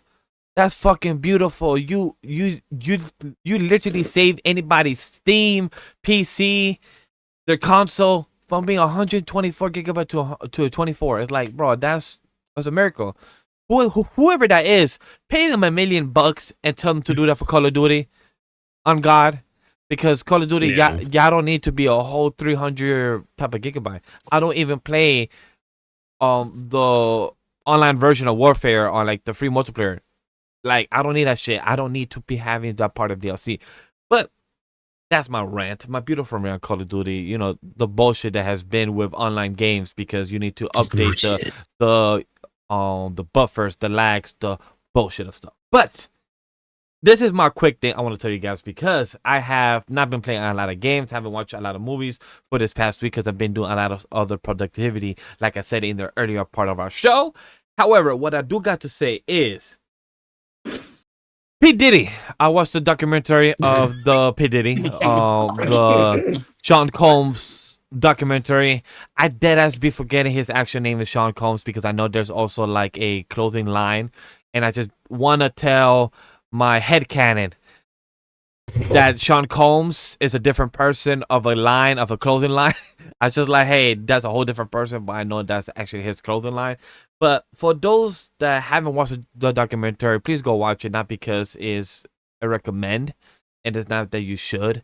It's just to be aware of what's going on in the entertainment world and just going on in our society, of what's been going on for the past 20, 30 years. That things that you heard on the timeline, heard in their friends talking about the Illuminati did this, these people did this. Hey, the online, the reports. This actually confirms a lot of stuff. And 50 Cent was the producer. Take the information as you will, people, if you like him or not. He was the one making it. And quick shout out that ABC was one of the people that interviewed 50 Cent. And you want to know why he chose ABC? It's because in prisons, one of the things that's allowed to be heard is the ABC network. And 50 Cent just doing that, it just makes you laugh. It just makes you show that this man really hates P. Diddy, or in whatever grounds it shows. And I love it, because, yo, whatever the cause may be for this turn of events, it could show that this man, P. Diddy's an asshole. He is literally the person that did the crimes of Biggie and also Tupac. I'm gonna just say straight up. I'm not gonna go down in too much information because you guys should watch it. There was shit that I knew and was aware of. But once you watch, you be like, oh, confirmed. And literally, we have Netflix repeating stuff like, hey, be aware that this was during these events. But also, some of these things are the first time has ever been broadcast. Not just shown on live. It's just shown everywhere worldwide. Not just radio, not just TV. It's just being shown first time with eyes being shown and seen. And it just makes you be like, how much money to actually being paid for these things seen, or people actually give willingly. Whatever you think or may protect or may believe that he's still not guilty or not, that's up to you. I'm not going to fight you against it. For those that are watching and for those that think, nah, Vash, you're wrong. Whatever it is, your perspective. But if you watch this and still believe that, then go ahead. Because the audacity stuff, I've seen 3 hours of it. Like, 3 episodes. There's 4 episodes. I showed you guys at least 4 hours and 30 minutes. On the 3rd episode, I didn't get to finish it because I was falling asleep because A, I was tired, and 2, it's a lot of overwhelming. Like, you are literally seeing stuff on part of society that you thought or not aware of or not really in the nose. And that's just tough to really gather and really take, deep acceptance in the entertainment world. Because one, I am one of those people that works in the entertainment world, and as a content creator, we ourselves are content creators as well. If this platform does succeed like we hope to be in the next 5-10 years, we will be around these people like Kaisen and other streamers that have won awards and are going through that right now. Not saying that we will be in their shoes. Awards. Yeah, streamer awards happen. I ignore it. I'm not. That's not something that's not something. I don't want to know. Oh, the shit that's on the timeline. People getting these. I'm not gonna say what it is. Stupid. It's a lot. I'm not going to conversation. If y'all want to chat about it in the comment section, go ahead.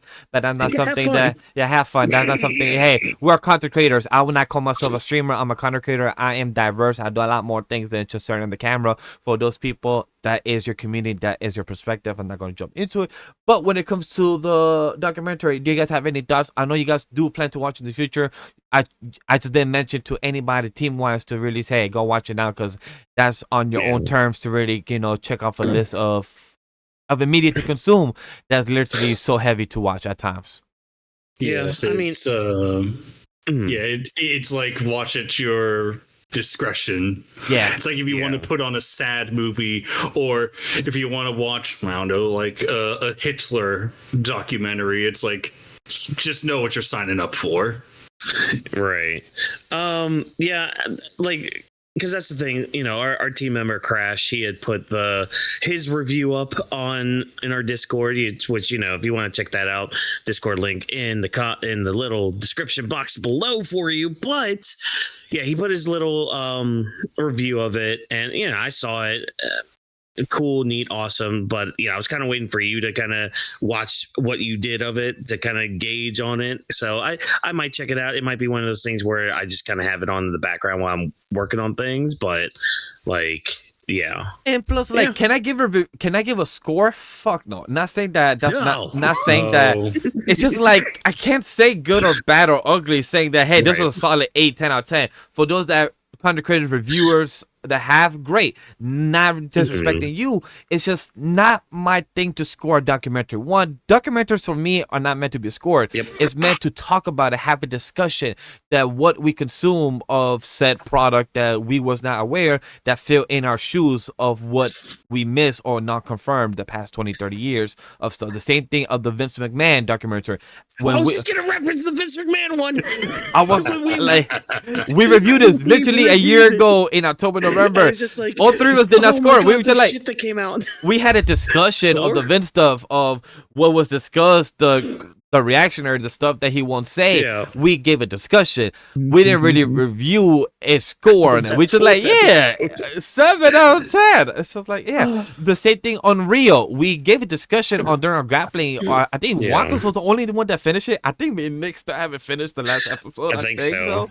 But There's a season 2 coming out. so maybe and- we might review it then. Actually, give Unreal, and then hey guys, stay tuned for Unreal 2. Who knows? But are we gonna give a score of it? Fuck no, because those are things that we know what it's about. We are aware. It's just like Seth Rollins. He don't like it. I don't like it either. But we're gonna watch it just to consume it. So understandable. Yeah. But just to wrap it up, this again at your viewer discretion, go watch it. Do I recommend it? If you want to be aware of the society of entertainment world and what goes around it, watch it. Understand as well.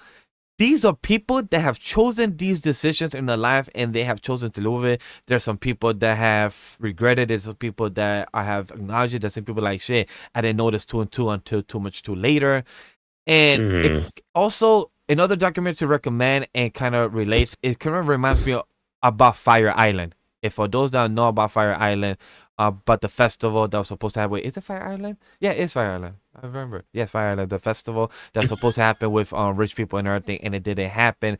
And a lot of people got to eat a cardboard box or a foam and eat a sandwich, stuff like that. You just find out stories, but not to hear the full picture. Just these documentaries are fascinating. It's just at the end of the day, it's at your view discretion to advise. So, anybody has any more thoughts before we get into our big news? No, I'm ready to talk about some news because we got a big news segment to talk about. Yes, chat. As you see from our title, from the thumbnail, we got a lot to discuss, a lot of things to break down. So don't worry, we have a discussion for the next 45 minutes to 50 minutes of our show. So don't worry, let's get to it. To the big news and essential. Let's sit down on the lounge and hear what has happened in the latest media. So get ready to dive into the latest buzz, the hottest news, and our spirited opinions on everything entertainment. So the first one, as always, our sweaty news, the part of our gaming section. We're gonna talk first to, we already mentioned it earlier of conversation wise, but Banjo-Kazooie, our Mambomania, a fan created concept of a 15-minute roughly show, my apologies, chat, gaming on /PS4 and PlayStation 5. How do we feel about it, guys? Because I know you guys could talk about it more than I. This game looks beautiful. Like I don't know too much about Dreams. Apparently, it was a project that PlayStation dropped after a time, and then this person uploads this, and it's like, oh, this is beautiful. It even got the cosign from Rare to be like, oh, this is awesome. Go play this, everybody. And yeah, I mean, I have the trailer on right now in the background, just kind of look at it again. So they took the map from Treasure Trove Cove, which is like the second level from Banjo-Kazooie, the first game. And oh my God, they expanded a lot on it. Like there's a few more transformations. You can like traverse underwater. So there's like more underwater stuff there. I don't know. This just looks amazing. And I do need to download this and play it. So stand by for next week when I talk about like my hands-on experience with it. But yeah, Trevor, how much do you love this? How much do you love looking at this thing? I adore this. A lot of my thoughts are going to mirror yours. Just the fact that someone, I don't know if this was just one person or it was like a team of people that made this. But it's like you recreated every aspect of this one level of Banjo-Kazooie, and then it's like I can only imagine all the other concepts, like all these transformations and going underwater and aim and all that kind of stuff. It's like, oh, that might be just dream stuff, I don't know, but it's like you blended it all perfectly. Like I'm watching the trailer right now too. It's like it's just Banjo 3E. That's the best way I can describe it. This is what a Banjo 3E would look like. It's what Nuts and Bolts should have been. It's what Banjo-Kazooie Super HD could look like. I'm very happy. And the fact that this got the approval by Rare of all companies It's just insane. It's unironically the Smiling Friends meme where it's the evil CEO. It's like, that's my IP to sit on and do nothing with. Walk you little. Oh my gosh. Oh, new episodes tonight. Anyways, that's a whole other side tangent. But yeah, plus, like, oh yeah, go the ahead. music too is like typical Rare music. Like they really nailed it. But not only just that, like it's just an enhanced soundtrack from Rare, or Rare sounding at least. Yes, like I don't know how everyone is feeling. I hopefully all the Banjo-Kazooie fans like us are just loving this. But you know, me and Whawkins here, we adore Banjo-Kazooie. We adore Banjo-Tooie. Just seeing this, we adored. Cosign. Yeah, we love this. Yeah, like I mean, there's a reason I hold off on streaming Banjo-Kazooie, Banjo-Tooie, because I want to make sure that like I have people around to watch and interact, play with it, because it's so much fun. But yeah, maybe I'll stream this. Maybe I'll stream this week. Stand by, people. Hey, forget Dispatch. Maybe I'll stream this. Oh my god. Here it is said F Dispatch in the same recording where he promoted it in earlier of the show, said you might see Dispatch earlier this week. Look. It's just so much fun. It just looks so much fun. I may have just put on a gameplay video of it just to see what it looks like more. But in other gaming news, though, here's something that's really cool, really neat, and I'm probably going to get her name wrong as well. Maya Sakamoto, voice of Aerith in the Japanese dub of Final Fantasy VII, she's going to be the voice for Rosalina in the new Super Mario Galaxy movie coming out. How do we feel about this? How do we feel about Aerith being Rosalina? I approve. Heavy approve. Like, yes, there's not much to say. It's like, oh, we need a holy woman character. All right, let's go with old reliable Aerith Rosalina. Fine, do it. Yep, I'm all for it. But are we all for what should be an Avatar game coming out? Yes. Perhaps? Yes. Talk Talk to me, Bash. How you feeling about this? How you feeling about this? Also, this game needs to be VR. VR, but like 20 years future technology, but the technology here now, where I am with Sword Art Online, where I could put the VR headset and then become in this character, where I can literally be fucking the game is called Godslayer. Like, I want to play the game just because of the gameplay. They know what they did. Kratos? They know what they did. They literally teased this and told people, hey, if you want to check more of this out, this is the gameplay. People are literally saying, hey, this is like Avatar. Bro, was freezing people, dragging the wind down to bring boxes down. Like, I'm going to play this game. Do I have any idea of how concept this game is? No. All I know is that the mechanics is amazing. It gives me a bit of Wukong vibe with the art style, with the background of it. Yeah. Yeah, no, I'm for it. This looks so much fun. I can't wait for it. I don't know. Does anyone really want to play a game where you can firebend, earthbend, waterbend, and airbend everything in a really gorgeous environment where you get to have giant metal kaijus? I don't know. Do the people really want that? The answer is yes. This game looks amazing. I'm like, no, people would rather drive their motorcycles through a barren desert. Hitting like rocks. I did. Where's the money? Godslayer, please. I don't know when this game comes out, but I'll be playing for you definitely. If you're on Xbox Game Pass, then for sure I will be playing for you 100%. Hell yeah, 100%. I will kick that down, and I will delete Call of Duty out of my Xbox just to play that game. If I need to make space, I'm like, Call of Duty, you can delete for the next couple of months or weeks. I don't know. Godslayer will be played. If you're on PlayStation, then you'll be bought and tax write-off because I'll be streaming that so I could get that tax write-off. I mean, you should just delete not God of War. Wrong one. You should delete Call of Duty off your Xbox anyways. There we go. That's a possibility. But I do want to talk to you guys about this other game that I know Whawkins is excited about to play.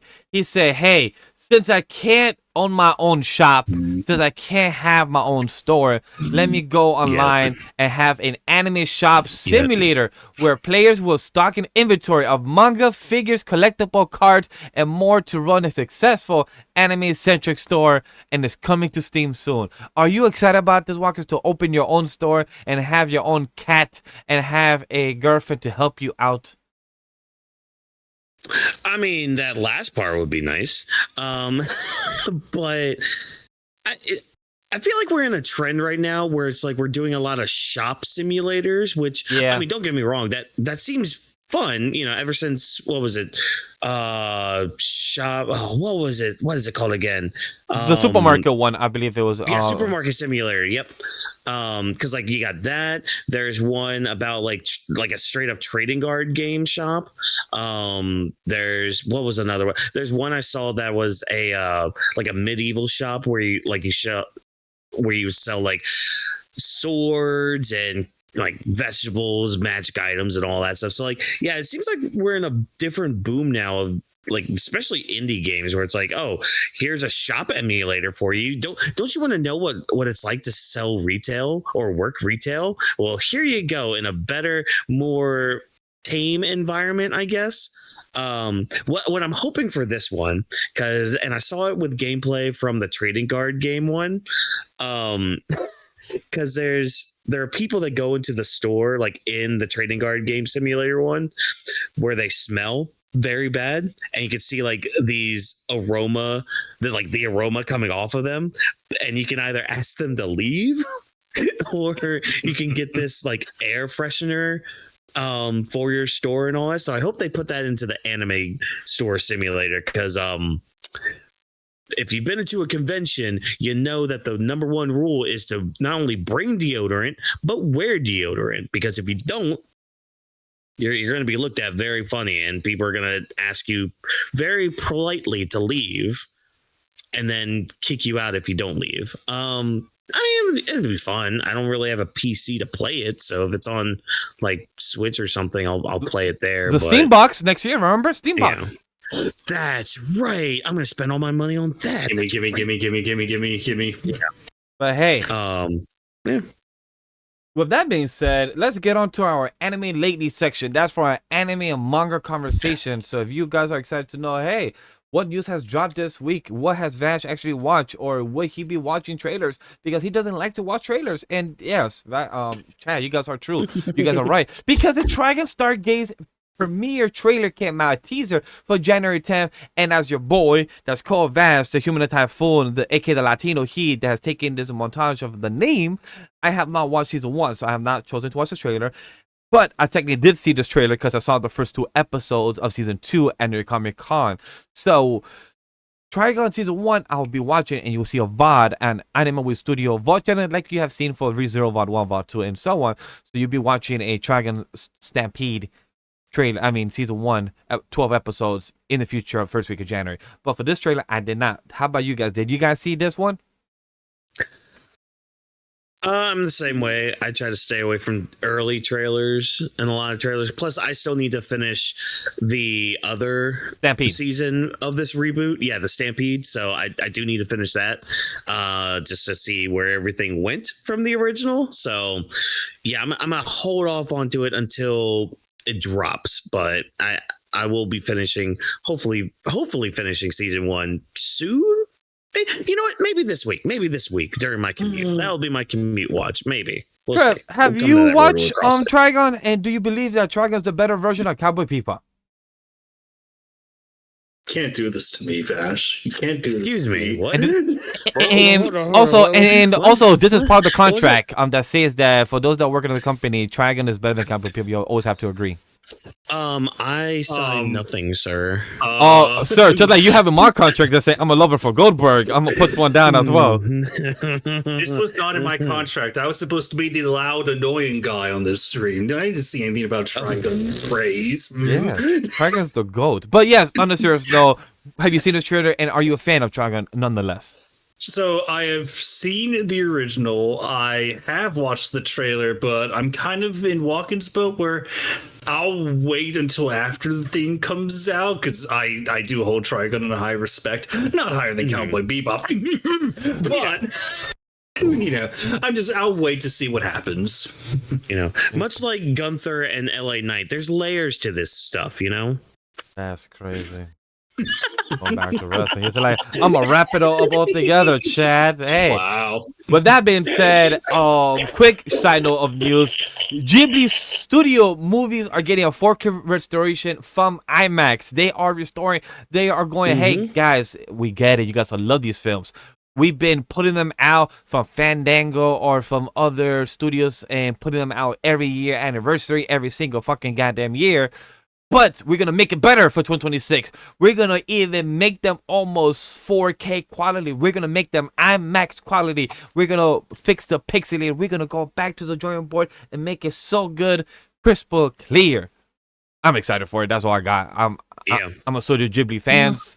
We know with all these, celebrities, so Michael B. Jordan and others saying that they missed the showing because they couldn't go see IMAX because of work. We know these people have put in it higher and higher, and when IMAX are like, hey, we know people talking about it so high, we're gonna make it IMAX even better quality. So I'm here for it. Yeah, I will definitely be there to see Totoro, Howl's Moving Castle, Princess Mononoke, Porco Rosso, which is underrated, by the way. I feel like nobody wants to mention Porco Rosso, but that movie is fantastic. I want to do like a whole watch along and actually review them on the channel because I haven't seen each one of them actually as a kid. So I haven't watched them first time, and I haven't rewatched them in 20 years. So I do want to do that in the future. So maybe 2026, maybe when they come IMAX, we could just see the extra looking color. Yeah. But with that being said, did you guys ever think you guys would be getting a remaster of an anime that already came out in 2013? It's not like Hunter x Hunter that came out in the 90s, then you get a 2011 remastered version. We're getting a World Trigger that came out in 2013, and coming out with a reboot of a remaster sequel in 2026. Why 13 years later we need one? Yeah. I'm looking at the poster, and I'm sorry. And I'm not saying sorry. It's like, oh, do I think it's bad? Did I even watch the original? No. I'm looking at this poster, and honestly, it's the same vibes as looking as that one anime poster of the Godzilla reboot that's coming, where it's the kid in dress like Godzilla. That's what I get the vibes of looking at this. That's crazy. So Deku Godzilla, except Deku Trigger. I haven't seen World Trigger. I'm aware of the series, but it's just look, it's weird. It's being readapted the original manga, first chapter to first part of Being Ranked Wars. It's very interesting. I'm not a reader or an anime watcher, so I can't really have too much input. Just interesting take to know about this. If you guys are fans, the community, if you guys have watched it, please let us know more comments, more knowledge of what is it like the first chapter, first part, Being Ranked Wars. Is it more trying to retell of an arc that, probably couldn't tell? Because, hey, my suggestion, if a series wants to be readapted or reboot or rework, it should be The Promised Neverland as one example of season 2 that, wouldn't be nice if season 2? If it didn't get so fuck and change and the arc gets reacts. Who knows? Just saying, chat. It'll be nice. Yeah. But if you want to see a better art style of an actual series that maybe that might get done, TV announced anime Sword Art Online created Riki Kawahara latest virtual reality death game, which he loves a lot of death games. It seems like that's his type of niche. Demon's Crest. A fantasy action of a group of teenagers who are testing a new VR game, but when they log out of it, the game suddenly fused with reality. Are you guys excited? Yeah. Fused with reality? Yeah, what? Somehow the game has fused with their version of their Earth. So it ends up being like AR? No. What? Kind of reminds me of a bit Digimon. Like their Digimons of their world have fused with us.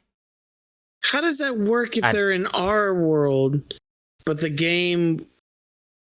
What? I don't know. I'm curious myself. I just thought that the creator loves a lot of death games from the way it tells. He likes to have these Also, teenagers. Thanks for reminding me. I need to watch Digimon Beat Break, but Yay. Solid. Right now, it's 9 episodes, so you could take your time to. I've heard it's been good. Yeah, it's been solid. I'm just waiting for the main Digimon to turn into his champion level or into his next one. I did hear one did Digivolve this week, so I'm like, all right, I'll have to see which one that was because I saw a design. I'm like, ooh, you look cool. I assume it was the champion. I assume it was the owl because that was like this arc is the owl one. Okay, maybe it was the owl. I don't know if it looked like an owl because it was kind of dark. It was like a dark figure. Remember, we know what Digimon. They go for one person this small to having cannons as their fingers. So Yeah. Well, this one had swords or knives. So that means he went from an owl small to somehow having from the little flappers to having swords. So it makes sense. It kind of reminds me of an Assassin's Creed. I saw the thumbnail, but yes. Sword Online, go watch it, chat. Talking about the studio, and the last news of it is Karakawa and Sentai Films. Remember, chat, what we spoke about 3 weeks ago on our conversation that Amazon Prime had AI dubbing? Guess what? They don't like to inform said companies that they're actually going to add AI dubbing and not tell them, like, hey, we're going to do this for you.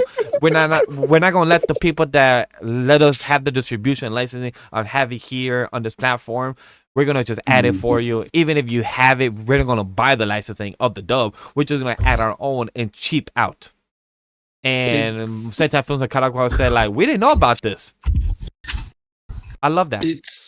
It's like a double-edged sword where it's like, oh, well, on one hand, I'm really glad that, these guys just, they didn't know. They weren't even really committed to doing AI, which is great.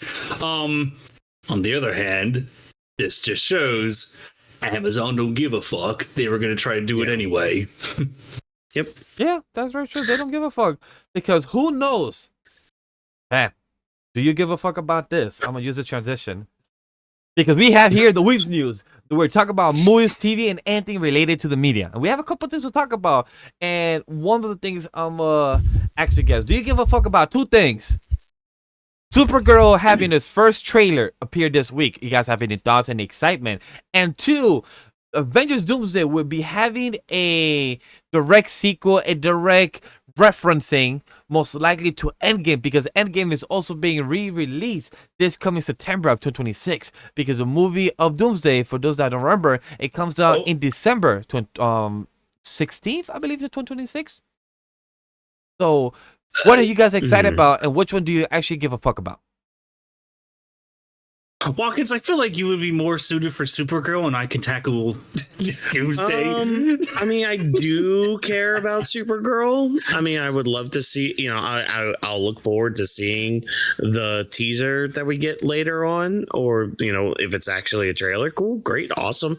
But the Doomsday one, Trevor, I know you have comments about it being a direct sequel because and I'm going to lead you in with this too, because apparently we also found out this week that with Avengers Endgame, it's getting a re-release in theaters, but apparently it's going to come with a new scene, a new credit scene that will lead us into Doomsday, which I guess is why it's going to end up being a direct sequel. So let us know, Trevor.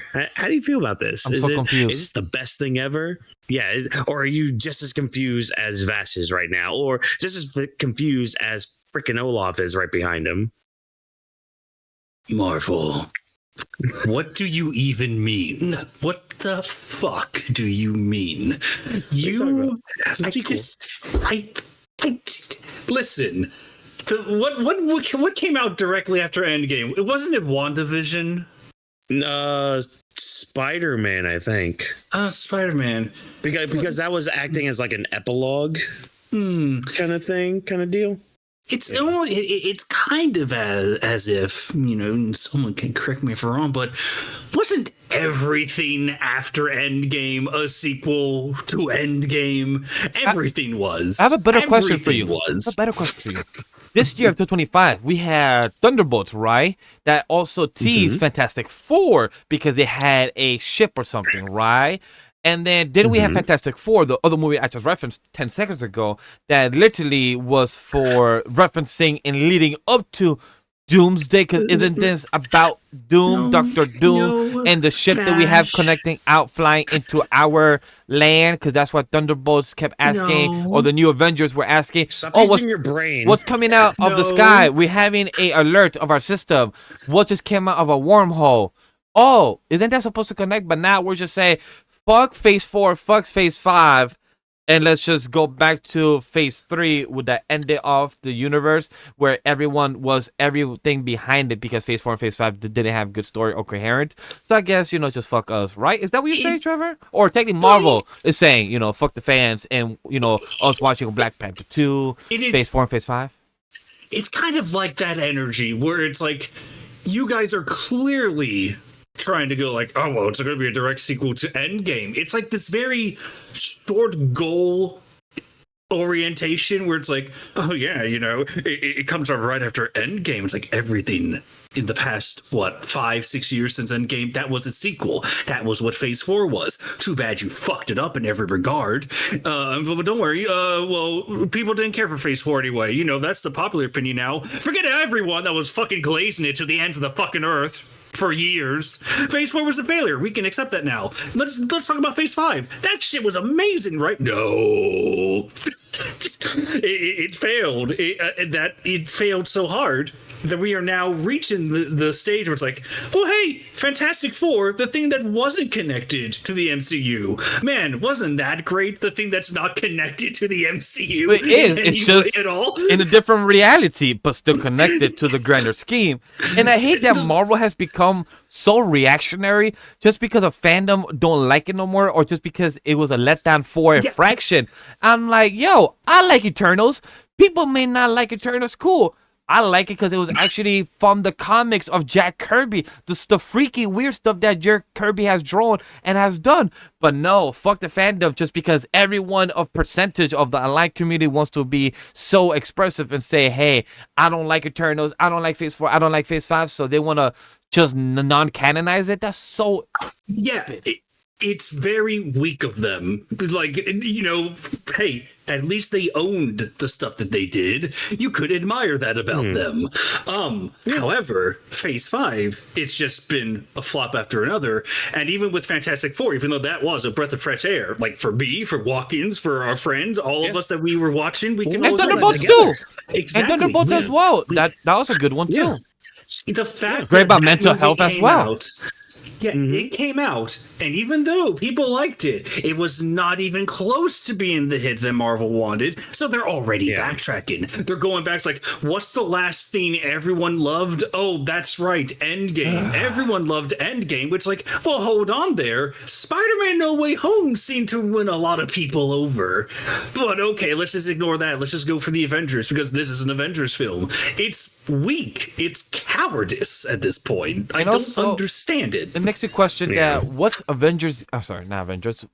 Ignore my words. What is this next Spider-Man film that's being released next year as well? They just wrapped filming, and what does that mean? Does that post-credit scene or their movie of where Peter trying to figure himself out after him telling the whole world forget who's Spider-Man Peter Parker identity? But hey, that's not important as well because that does not connect Doomsday. And I want to comment on that too. The whole post-credit scene. You're going to release Endgame. Whatever. Yeah. Newsflash for you, Marvel. The world has been turning on Endgame since that movie came out. There have been more people that have been hating that film as the years have gone by, so good luck. However, you're going to post an exclusive... I swear to God, if this is an exclusive post-credit scene, it's like, oh, you have to see Endgame for this pivotal clip that you won't see anyone else. Screw you. Fuck off. Just have the clip be ready, or have it be in the movie. I think, am I explaining that correctly? It's like, don't have this be exclusive third-party content. Just have the clip be shown be actually in your movie, or it might be tied to the Spider-Man movie. Agreed. Just don't have it be like, you have to watch this in order to get everything. Yeah. Hey, somebody will film it on their phone and be like, right there, and then pull it on the time, like, hey, it saves you the trouble, guys. And I look forward to those because I'll watch it through that. Hey, for those that enjoy Amazon Prime and that don't enjoy their dubbing, I got something for you. Because for the TV show that does the cursing, that does the fuckery, that does all the Homelander bullshit and destroying, I don't even know what else is the show about. But I know it's a man fucking fishes or fishes fucking man. I don't know. But there was a boy latest trailer for season 5, I believe. Right? Correct? Yeah. Yes. Yeah, the final season. I haven't watched the show, by the way, chat. I have not watched it since season 1, episode 5, when the Invincible Man got fucking the ass blown up. I would personally, I would recommend The Boys. I do like it. It does have some, issues here and there, but I would still recommend it. I still think it is a good show. But yeah, this 5th season, yeah, I watched this trailer, and I mean, I'm excited. I was already excited for it, so I am looking forward to see what they do in this trailer. There's one thing I saw that somebody pointed out online. There was a needle next to Homelander at one point in this trailer, and some people are speculating that he injected himself with a certain a compound product compound, yeah, to enhance himself even more. The Weapon X. In a way. That's in a cute. way. think Omni-Man, but radicalized. In my head, I just like when I hear people talking about a compound, like first thing I just think from comics, it's just Weapon X. Yeah. I mean, again, I'm excited for it. I'll watch it when it comes out and drops. What's interesting too, apparently this is dropping around the same time as the next Invincible season and the next season of Daredevil. Wow. Oh. Yeah. So like apparent, and especially for like the Amazon show, so like The Boys and Invincible. Apparently, we're getting The Boys on Wednesdays. And then Invincible on Thursdays. Yeah. Oh, that's gonna be a packed conversation week. Oh my god. Oh yeah. It's gonna be very similar to, I mean, kind of right now when freaking, what was it called? When Has-Been Hotel was dropping on Wednesdays, and then the Fiona Cake was dropping on Thursdays. It's just like, oh, there's 2 big shows dropping back to back. Gotta watch them before I get spoiled, because we're gonna be talking about them. And this is also April, the start of the spring season anime as well, when spring season is packed with returning shows as well. So, oh my god. Have fun, Vash. Have fun, Vash. Because guess what? You have more homework when January comes around. Yeah. Catch up to The Boys. Trev, got any comments for The Boys? I think Whawkins knows my feelings on the show. I kind of phased out come season 2. I really did not like that, but I've been staying on it with Edens and Whawkins as the seasons went by. Just like, all right, I'm still invested in the show. We'll see how it goes. I am also a guy that read the comics, so I am like curious as to see how they're gonna wrap it up. We'll see. I'm not one of those like, oh, I can't believe it's not like the comic. It's awful, guys. Last week I talked about how good Castlevania as an anime was. Adaptation is not always, it's not always a cup of tea. It's not everything, it varies in context. I am curious to see how this all goes. So, optimism. Hopefully it's good. Hooray. Yeah. I know season 4, whenever we were talking about it, there were... I got some of the issues because I was also like, wait, this feels a little odd. Why are we doing it this way? Why is Gamora? Who is Gamora? Why is Gamora? But I have a couple of rapid fire news for you guys, so let's talk about it before we get into our conversation. And that is gonna be, all right, Liam Neeson doing another movie. And is one I suggest to the audience to go watch it. If you like Stranger Things and want to see a Stranger Things spinoff that's not Stranger Things, go watch this trailer because it's literally almost like he was in the same universe.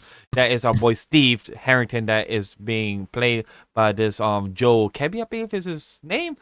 There's Malcolm in the Middle sequel series tease on Hulu, return next year. We have Peaky Blinders movie releasing next year. We saw a poster for it. I want to watch Peaky Blinders. I haven't yet done so, but I heard many great things, and I've seen many fucking shorts on IG and TikTok of it or somewhere in my timeline, and those shorts are always entertaining, so I really want to watch the show. And then we have the other one is Markiplier movie long hit theaters finally of next year, January 30th. And then we have the Whiplash director shares what his perspective of Whiplash is. So out of these, what are you guys most excited about? Because it seems like the last two mostly. Cold storage. Yeah. Oh, what Cold Storage? What, Trev? Oh, I'm sorry. I got it mixed up there. Iron Lung. Give me Iron Lung. Oh, yeah. I'm so excited for that one. I am too, because I mean the game was really good. I've been following a lot of, because I'm a big Markiplier fan, and if anything, he's kind of one of my big inspirations for doing content and like wanting to do content. And I mean, I could go on a whole spiel about why I kind of hold Mark to a high regard, and why I still, follow his content to this day. But like, he has busted his ass to get this movie out. He has worked for a couple years. Not only he directed this movie, he's also been helping editing this movie. Like, he had tons, and because I learned all this from like listening to a couple podcasts of his. Like, he had terabytes, at like dozens of terabytes of it got like, he had a lot of shit to do for this movie, and every time he's just like, we're in the final stretch. That final stretch started like a year and a half ago when he was still like going out to Texas and staying in Airbnbs, having to record podcasts in a bathtub because there was nowhere else for him to record it. Like, oh wow, this man put in a lot of work. And I mean, you look at the trailer and you're just like, okay, this does kind of look like there's a little bit of an aspect where it's like, okay, this kind of does look like an indie movie project, which is fine because a lot of indie movies are kind of better than Hollywood movies. But, that's neither here nor there when it comes to that. But like, highly recommend, because like one thing with this is like, they do have a website, the Iron Lung .com website to see where it's playing at near you, and like they have a huge list of, and in fact, like just an hour ago they had updated the list of where they're showing the movie, because like with the tweet that we're using for reference for this news article, this was released on the 5th, and as time of recording that was like 2 days ago, so that was Friday. They were like, we have 50 to 100 theaters right now, and they've already expanded to that and planning on to as well. I saw he had made an update on his Discord saying, we're looking to actually now release this internationally, so that's also a big deal as well. Good. Like, and I've seen some tweets, some people going out being like, theaters are getting calls from fans being like, hey, please put this movie in the theater. Like, we want to come see it. We desire to see this. So that's great to hear as well. Because again, like this man put in a lot of work in this, and I do plan on seeing it. There are 2 theaters near me that will have it. So I do plan on seeing it when it drops. So when that time comes, when we're on this show for it, I do plan on talking about it. I always feel like good people should always be rewarded for the work they put in and for just being the people that they are, with the hearts and souls that they have. So I'm much like Ranger Reject and much like Invincible Fight Girl. I'm going to be pushing this movie. This is going to be my movie agenda for right now. This will be my movie agenda. I have my anime manga. I have my manga agenda, have my animation agenda. Here's my movie agenda. Make sure you go see Iron Lung. Make sure you call your movie theater and say, hey, I need this not an hour from me, but 20 minutes from me because I want to see this movie. And I can almost guarantee they'll at least have multiple calls like that, so that way they can at least see it. I'm looking forward to it. I really want to see what he did to really make this movie come out. Because again, they put in a lot of work. He said that this was probably the most fake blood they had to use in any movie ever made. That's crazy because there's a lot of fake blood in a lot of movies being done.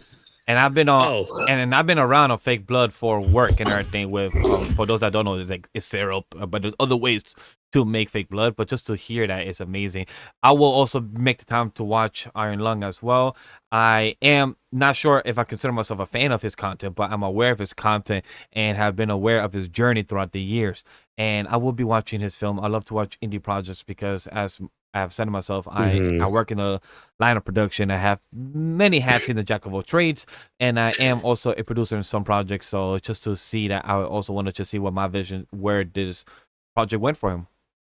Yeah, so it actually does hold the world record for the most fake blood in a horror movie and it reportedly over 50,000 gallons Jesus Christ of fake blood 50,000. Wow, that's insane. 50,000 gallons. That's yeah. insane. So go watch it. Go support it. I mean, excited. I don't want to go on a tangent because Sure. then Right. we'll get I got you, Trev. Talk to us with this. Yeah. Talk to us about this Whiplash news. Inform the audience what is it about. Yes. I just learned about this too. Whawkins, you like Whiplash? that. I do. Great movie. I haven't seen Ash, it. have you watched Whiplash? Oh, I know. Heavily I highly recommend. I know. Yeah, watch it. It's really good. It's It's been a on my really good journey. film. It's been on my top priority. I just haven't sit down and actually be like, hey, it took me like 5 years to watch Tenet. So like, hey, I will watch one day. I'm not gonna promise you. I also think is I'm picky. I want to watch like when I have high regards for movies like that. I need the surround sound. I need the big screen. I need the full 9 yards. So that's like my type of pickiness when it comes to movies. And I haven't had the opportunity, so that's why I haven't watched Whiplash. I will implore you to like block out everything I'm about to say for the next 2 minutes then. Yeah. And anyone that's at home that has not seen Whiplash, beg you to do the same. Warning. You have the floor. Yeah. Spoiler warning. So, Whawkins, as you know, and anyone else who's watched the film, the whole what really helps sell Whiplash at the end is the ending, how ambiguous it is, because you have a guy that like he's gonna do it. He's accomplishing his dream. He is impressing his mentor. And it's like, wow, what is that like? Because you have such an engaging analysis of these characters and and their impact on you, like. And you could think of any scenario, and you could be correct. Like, oh wow, will Fletcher is Fletcher really genuinely happy that Miles Teller did this, or is Fletcher just playing along with the bit? Your mind can go anywhere, and that's kind of what makes the ending so impactful. You can think anything. However, 2 days ago. The director, Damien Chazelle, hopefully I said that correctly, he had an interview with Screen Crush, and I believe it's also on YouTube, where it's about 50 minutes long, I believe. And he explained what he explained what the ending was going to be. Just trying to find that exact thing. Aha, found it. This is what he's saying. The fiery finale of the movie sees Fletcher and Andrew battle each other on stage, and then come together for a magical music and movie moment. It's a showdown of ego and talent, but asked about where it goes from there, Chazelle has a grim future in mind for the pair. I think it's definitely a fleeting thing. I think there's a certain amount of damage that will always have been done. Fletcher will always think he won, and Andrew will be a sad, empty shell of a person and will die in his 30s of a drug overdose, the director said. I have a very dark view of where it goes. And then he says that the post-credit scene would be like Andrew's funeral, like a Marvel movie. Yeah. Holy shit. Very dark. Very Holy dark. shit. So, oh man, and I mean, we could sit here and, analyze just that right now, but, it's very interesting that he went a dark route with it, but I think I get it just because of like the whole, the whole reason I don't want to get too deep with it, but yeah. Oh, yeah. The whole reason I wanted to just even list it on there, it's like, oh, you have a movie that is celebrated like a large reason to celebrate is for the ending, and now here comes the guys like, oh yeah, here's to the ending. It's like, oh, Yeah. all right, spoilers over. Everyone can come back All right. now. Come back, come hither. There we go. You're Hey, back I'm now. back. But FNAF 2 still sucks, unfortunately. But yes, let's move on. Damn shit, that's crazy. For the transition, but you know what could suck? Major suck. Drastically kaiju big enough suck.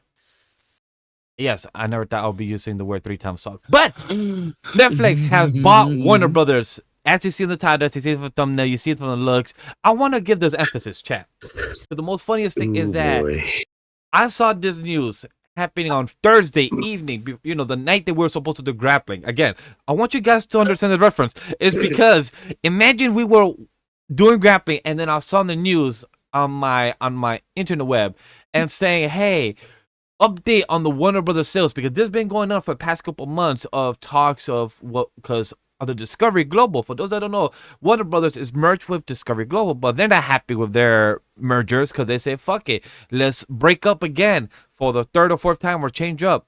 Q3, remember, here the number, Q3 of 2026, that's probably by July to September, something may happen.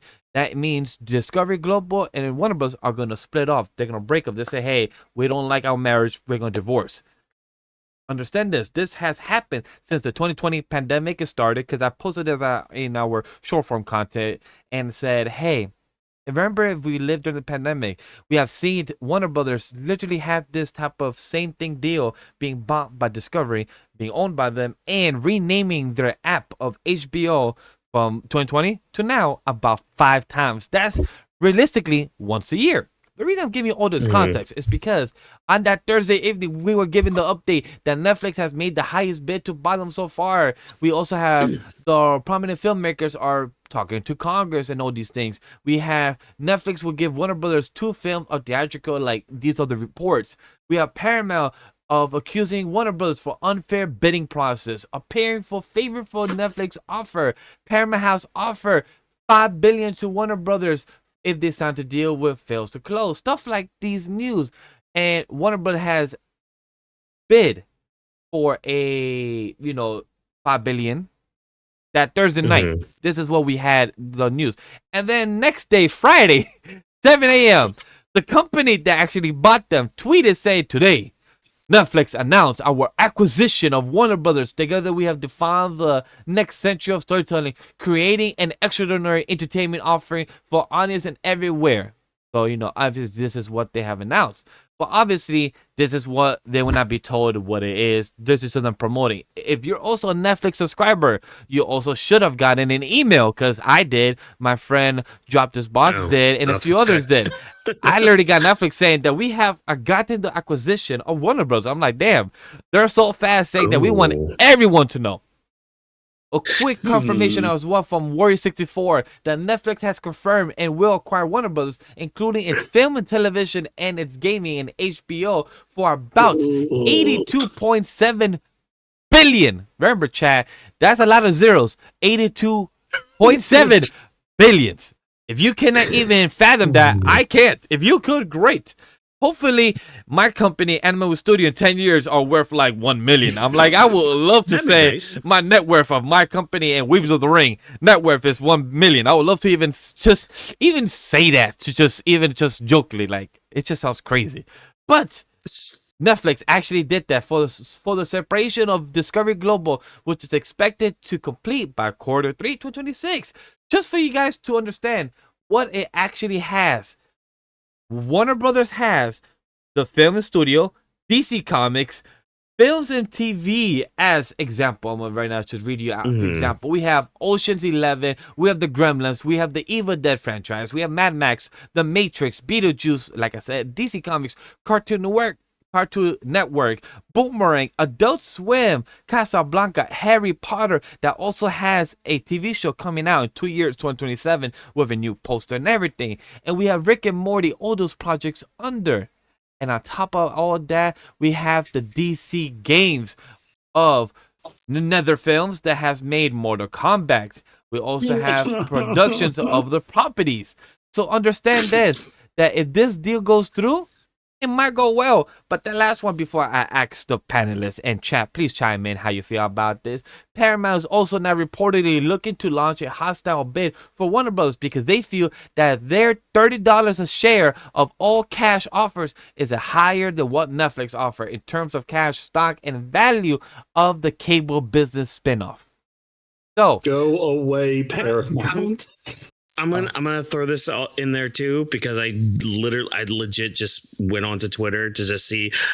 Let's see if anything else came out of about course, all in the this. past 2 hours of our recording, of course. No. Talk to us. What is it?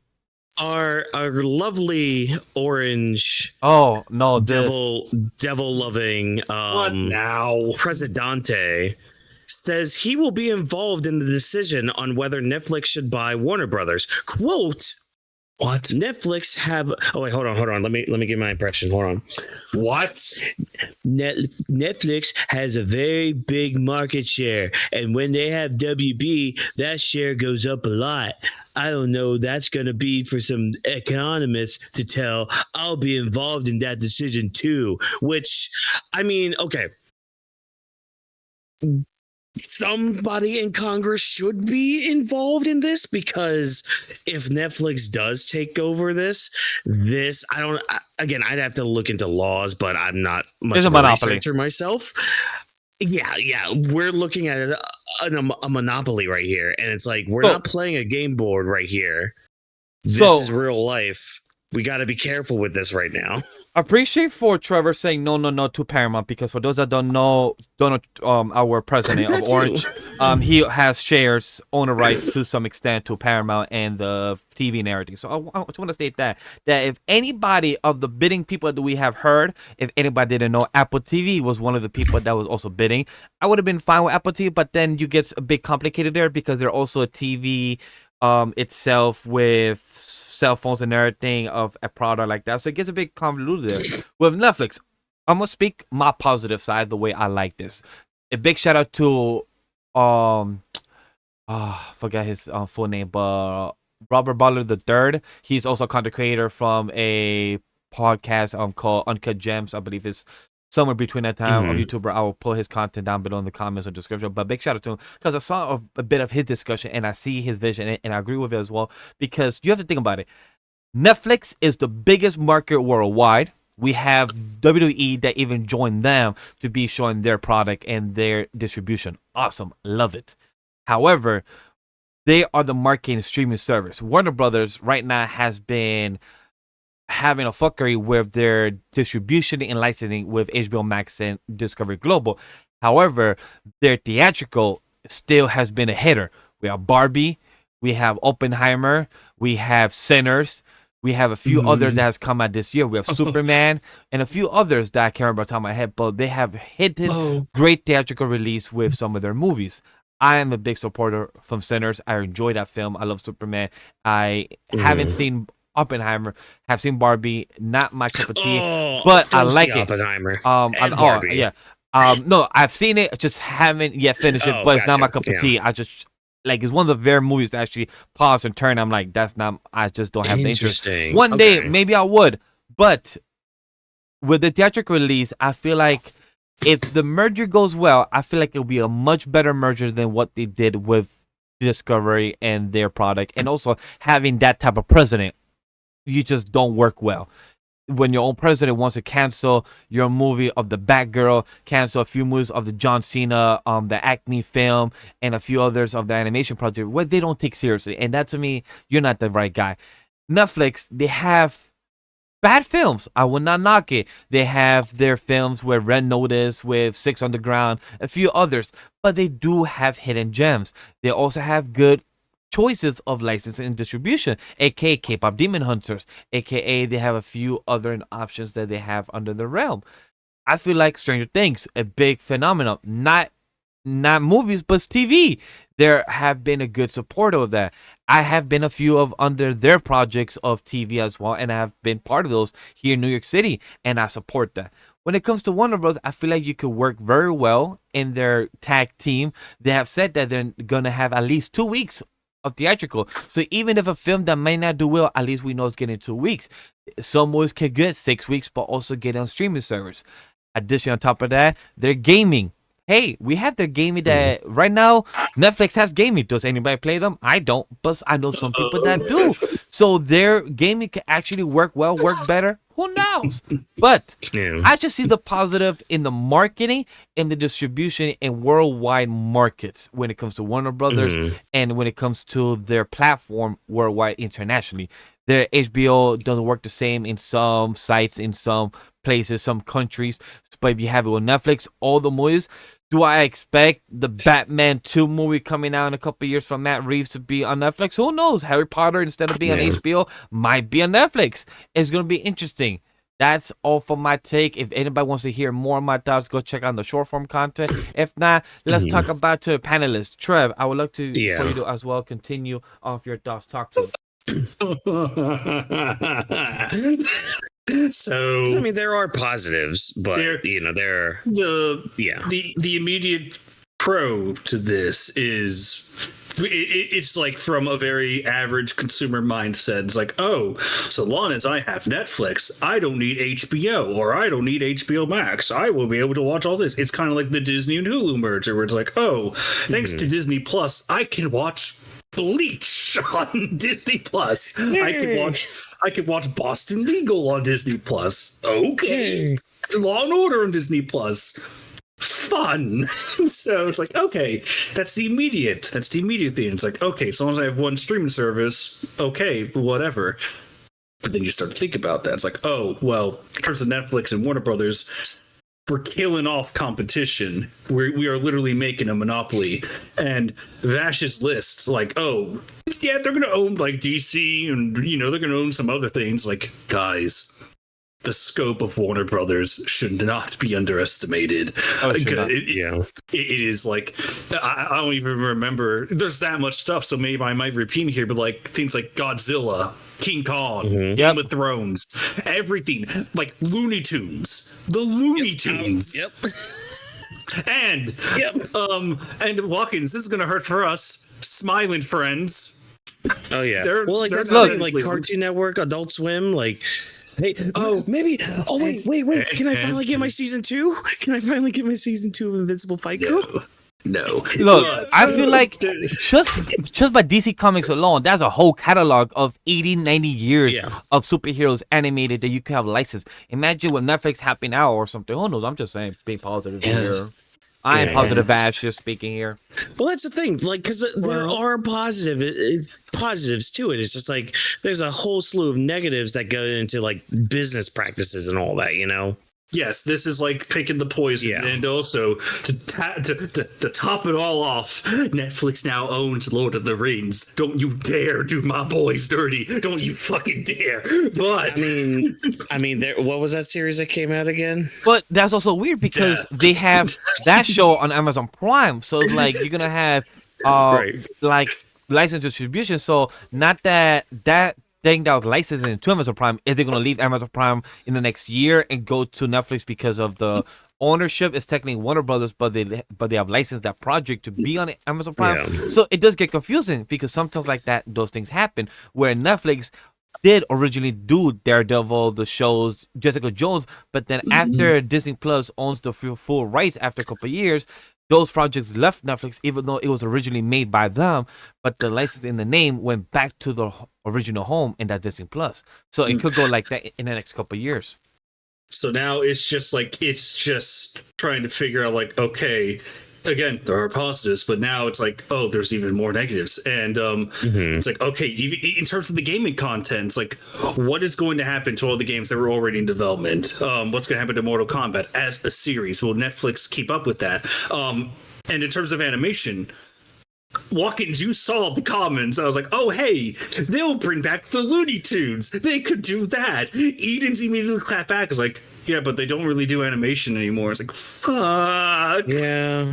Hey. It's literally, maybe there was a meme that like took the scene from Space Jam where Bugs is like on the stage in a ball and chain, like performing. He's just like, we'll just be on stage performing for them and all. That's just like, that's what Netflix will probably do for you. I got a better meme and a sad one. T-Tendons Go, when they had a special of having the Warner Brothers magic died. That one was more sad. It's like when some people say like, yes. Also another meme. Damn, I'm drawing. Animaniacs, they had a meme as well. They also had a meme about they that. got kicked out of their tower. Yep, of the tower. Yep, in their things, kids. in the revival. In the revival, I think in season 1 or 2 back in Hulu, and that speaks true words. It's just Warner Brothers like, how about just stay as your own company like y'all used to? Just because Time Warner own ya, like just stay as your own. Whoa. We can answer that right now. Warner Brothers was completely shat in the bed for the better half of like 6 years. They made every possible choice to ruin everything they had. They should be studied on how they imploded. It is a fascinating tale. Now we're at the. I'm sorry. Go ahead, Bash. I was just gonna say, it's just interesting that you bring up that. It's like I sometimes forget of the shit in the bed of the like for a couple years they just shit out banned movies and everything, and you're like, oh yeah, that's made by Warner Bros. It's like I remember seeing the old commercial of Bugs Bunny, literally. Old intro of Bugs Bunny, literally in the Time Warner icon, and literally just eating that, and we see the transition of the Harry Potter or the Dark Knight or stuff like that. Like that was cool in the 2000s to like 2012, 2015. It was good Warner Brothers property, good media coming out, and then after a couple of years they just fucking just decide to be like, hey, we suck, we're just gonna hire people and not do the correct job, and it's just very disappointing. And also the worst part of all that is like, I mean, one of the bigger controversies is the fact that let's make this movie but then not release it and just write it off as a tax write-off. That was their trademark. And speaking of movies, what's going to happen to Netflix now with this, right? I sense emails will be flying to everyone's inbox soon saying, hey, we're going to update our prices because this is not a small merger. Oh, look. This is not small. I already put my prediction. I already put my prediction in the $50 in the video. It's going to be $50 by the end of 2030 or by the end of 2028. And look, is $50 worth it? For me, yes. For the catalog that we get for Netflix, the WWE, you have to understand that just because you don't watch the content all the time, you're getting at the fingertips, able to download, able to be on your platforms. That makes sense why they said no sharing content. I mean, no sharing password. It's because they're saying that we're going to take the fucking domino effect of monopoly of media. They're saying we're going to have you at the fingertips, everything on one spot. Cool. But $50, do I think it's a lot? Yes. But do I think it's for the price? Do I think if it's more than 50, like 75, I'll be like, fuck no. That's like a full, like, unless you do like a 200. Might as well have cable again. Yeah, like exactly, cable. But if it's $50, I think it's fine because you're getting almost $10 per package or like a whole tier list. I could see that mindset. It's just, I better be getting my money's worth at that point. You better be actually doing something with the stuff you now own. Yes, exactly. And also 4K quality for every tiers. Don't have fucking 4K quality only for the 2 highest tier. And I think no ads unless it's a live event. Yes. Yes. And able to cast your thing to fucking Google. Yeah. But Trev, go ahead. I think what ultimately is making me super negative about this, I am seeing more and more comments from the fucker in charge of Netflix going like, oh, we're saving Hollywood. That too. The movie theaters will die now. You just shut up. To kill them. And it's like like Zootopia 2. Yep. Did Zootopia 2 just make like almost $1 billion now? 942 million at the moment on worldwide box office. Funny how that works. And I do agree. A lot of people do want to watch the movies at home, but it's not everyone. And plus, the theater is a good market if you want to experience. Yes. Now, granted, is every experience good? No. But we shouldn't nuke it. I saw most CEOs, most presidents should not do public source or public speaking. Like, they should not. Because, like the president of Warner Brothers, the guy from Discovery, he should also not speak because he also makes stupid comments. The guy from Netflix, co-CEO, he should not speak. Because, like, my guy, what Trev said is literally Zootopia breaking records of right now. And there was a report that wanted to throw shots saying that, hey, it also break records of the whole globally release of Superman, and Zootopia did that. And I'm like, do we really need to do that? There was also a site that chose the most wrongest words that you should not use, saying that Zootopia nukes the box office in Japan. I'm like, really? And I'm like, really? That was just the most horrible choice of words that you should use in a Japan country. Try to explicitly say that you broke the... Just say that broke box office records. The most commonly used word always when it comes to the movie terminology. Broke box office records. Why say nukes? Why say nuke for the If you want to say, if you want to use a reference of Zootopia, like use the fox stole the box office records. They are known for that. Or from the rabbit, hop into the box office record. Or from the snake, it slithered through the box office or some shit. But don't say nuke. Like, really? And it's just, this all feels like a response to what Disney did with Hulu, because now there's the Disney Hulu merge, and now we have ultimately, unless this is stopped, we're going to have the Netflix Warner Brothers merge, and now it's just going to be two companies just constantly like, pick us or pick both. It's your wallet. We'll see. But I think the consequences for movies and games, just entertainment as a whole right now, I think we're on a, not to sound bad, but I think we're on a rocky path at best. Yeah. It's gonna be an interesting journey the next few years when it comes to media and or technically the mainly releasing media. Well, first 9 months to see if Congress and this approves it. Well, true, then once it approves it or declines it, then we'll be like, okay, now let's see how the next 3 years, because we're gonna have, if it does happen, we're gonna have One Piece in the same streaming service with DC Comics, where we can see Elastic Man collab with Monkey D. Luffy. I mean, here's the other thing. Disney could always buy WB. That's what I was hoping for, so I could just see the most ridiculous of Spider-Man and just Superman. Like, yeah, fuck it. I'd rather see that. Trevor, how would you feel if Disney bought WB? You feel my glare through my microphone right now? I can picture it in my mind's eye. I get you feeling he's breathing. You're like, just think, Vivi can be a Disney princess now. But she's a princess already of a whole kingdom. Whole country. But not Disney. Not Disney. I rest my case. Look, chat. Hopefully you guys enjoy this conversation when it comes to Warner Brothers. Hopefully Netflix don't buy us Animal Studio. Wait, unless if it does. Wonder Woman could be a Disney princess. No. That's crazy. Hell no. What's your fear, chat? Now that we're talking about it, what's your fear if Warner Bros. Actually get bought by Netflix? What's your fear? Tell us in the comment section down below if you have a fear or if you have a positive.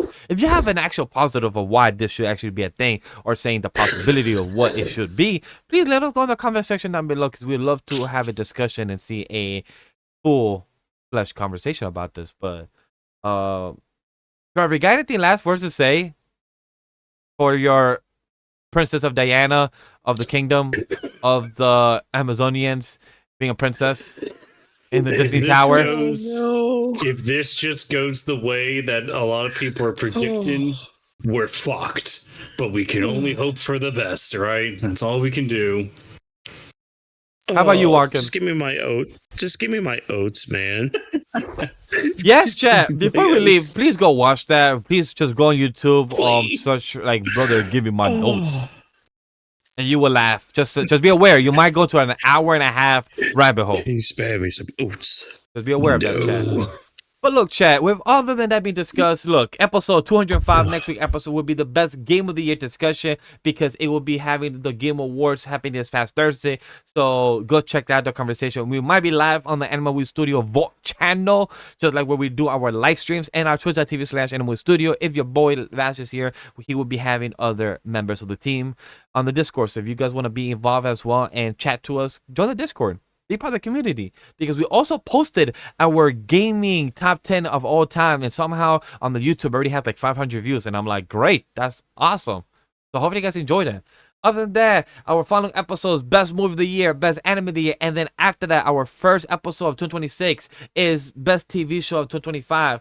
And we will somehow hear Trevor talking about that as Lord of the Rings. And I'm like, how does that make sense? Because he said that if you watch it in one day as an hour each, it counts as a TV show. I bet you. Yeah. See, he agreed already. He knows that he will make it happen. I'll cheat. You'll find the research for it. More than that, chat. Thank you for joining us tonight on Where to Listen and taking the time to listen in for the show. The Weebs Lounge podcast is presented by AniMa W3 Studio, production team, Vash, Whawkins, and Trevor. And special thanks to our producers, myself, Whawkins, and Drop This Box. Lastly, share and like. Most importantly, give feedback and let us know what you thought of this episode. You guys is what make the show and help us succeed. On behalf of everyone at AniMa W3 Studio and the team, thank you for joining us in the Weebs Lounge podcast. We see you later. Take care. All the links are down below in the description. And the podcast was not recorded by a live studio audience. And don't forget to be a jolly reindeer and eating your cheese on pancakes presented by Santa Claus. Play Yu-Gi-Oh! Yugi boy on the Shadow Realm. I can't do that. Ranger reject. No.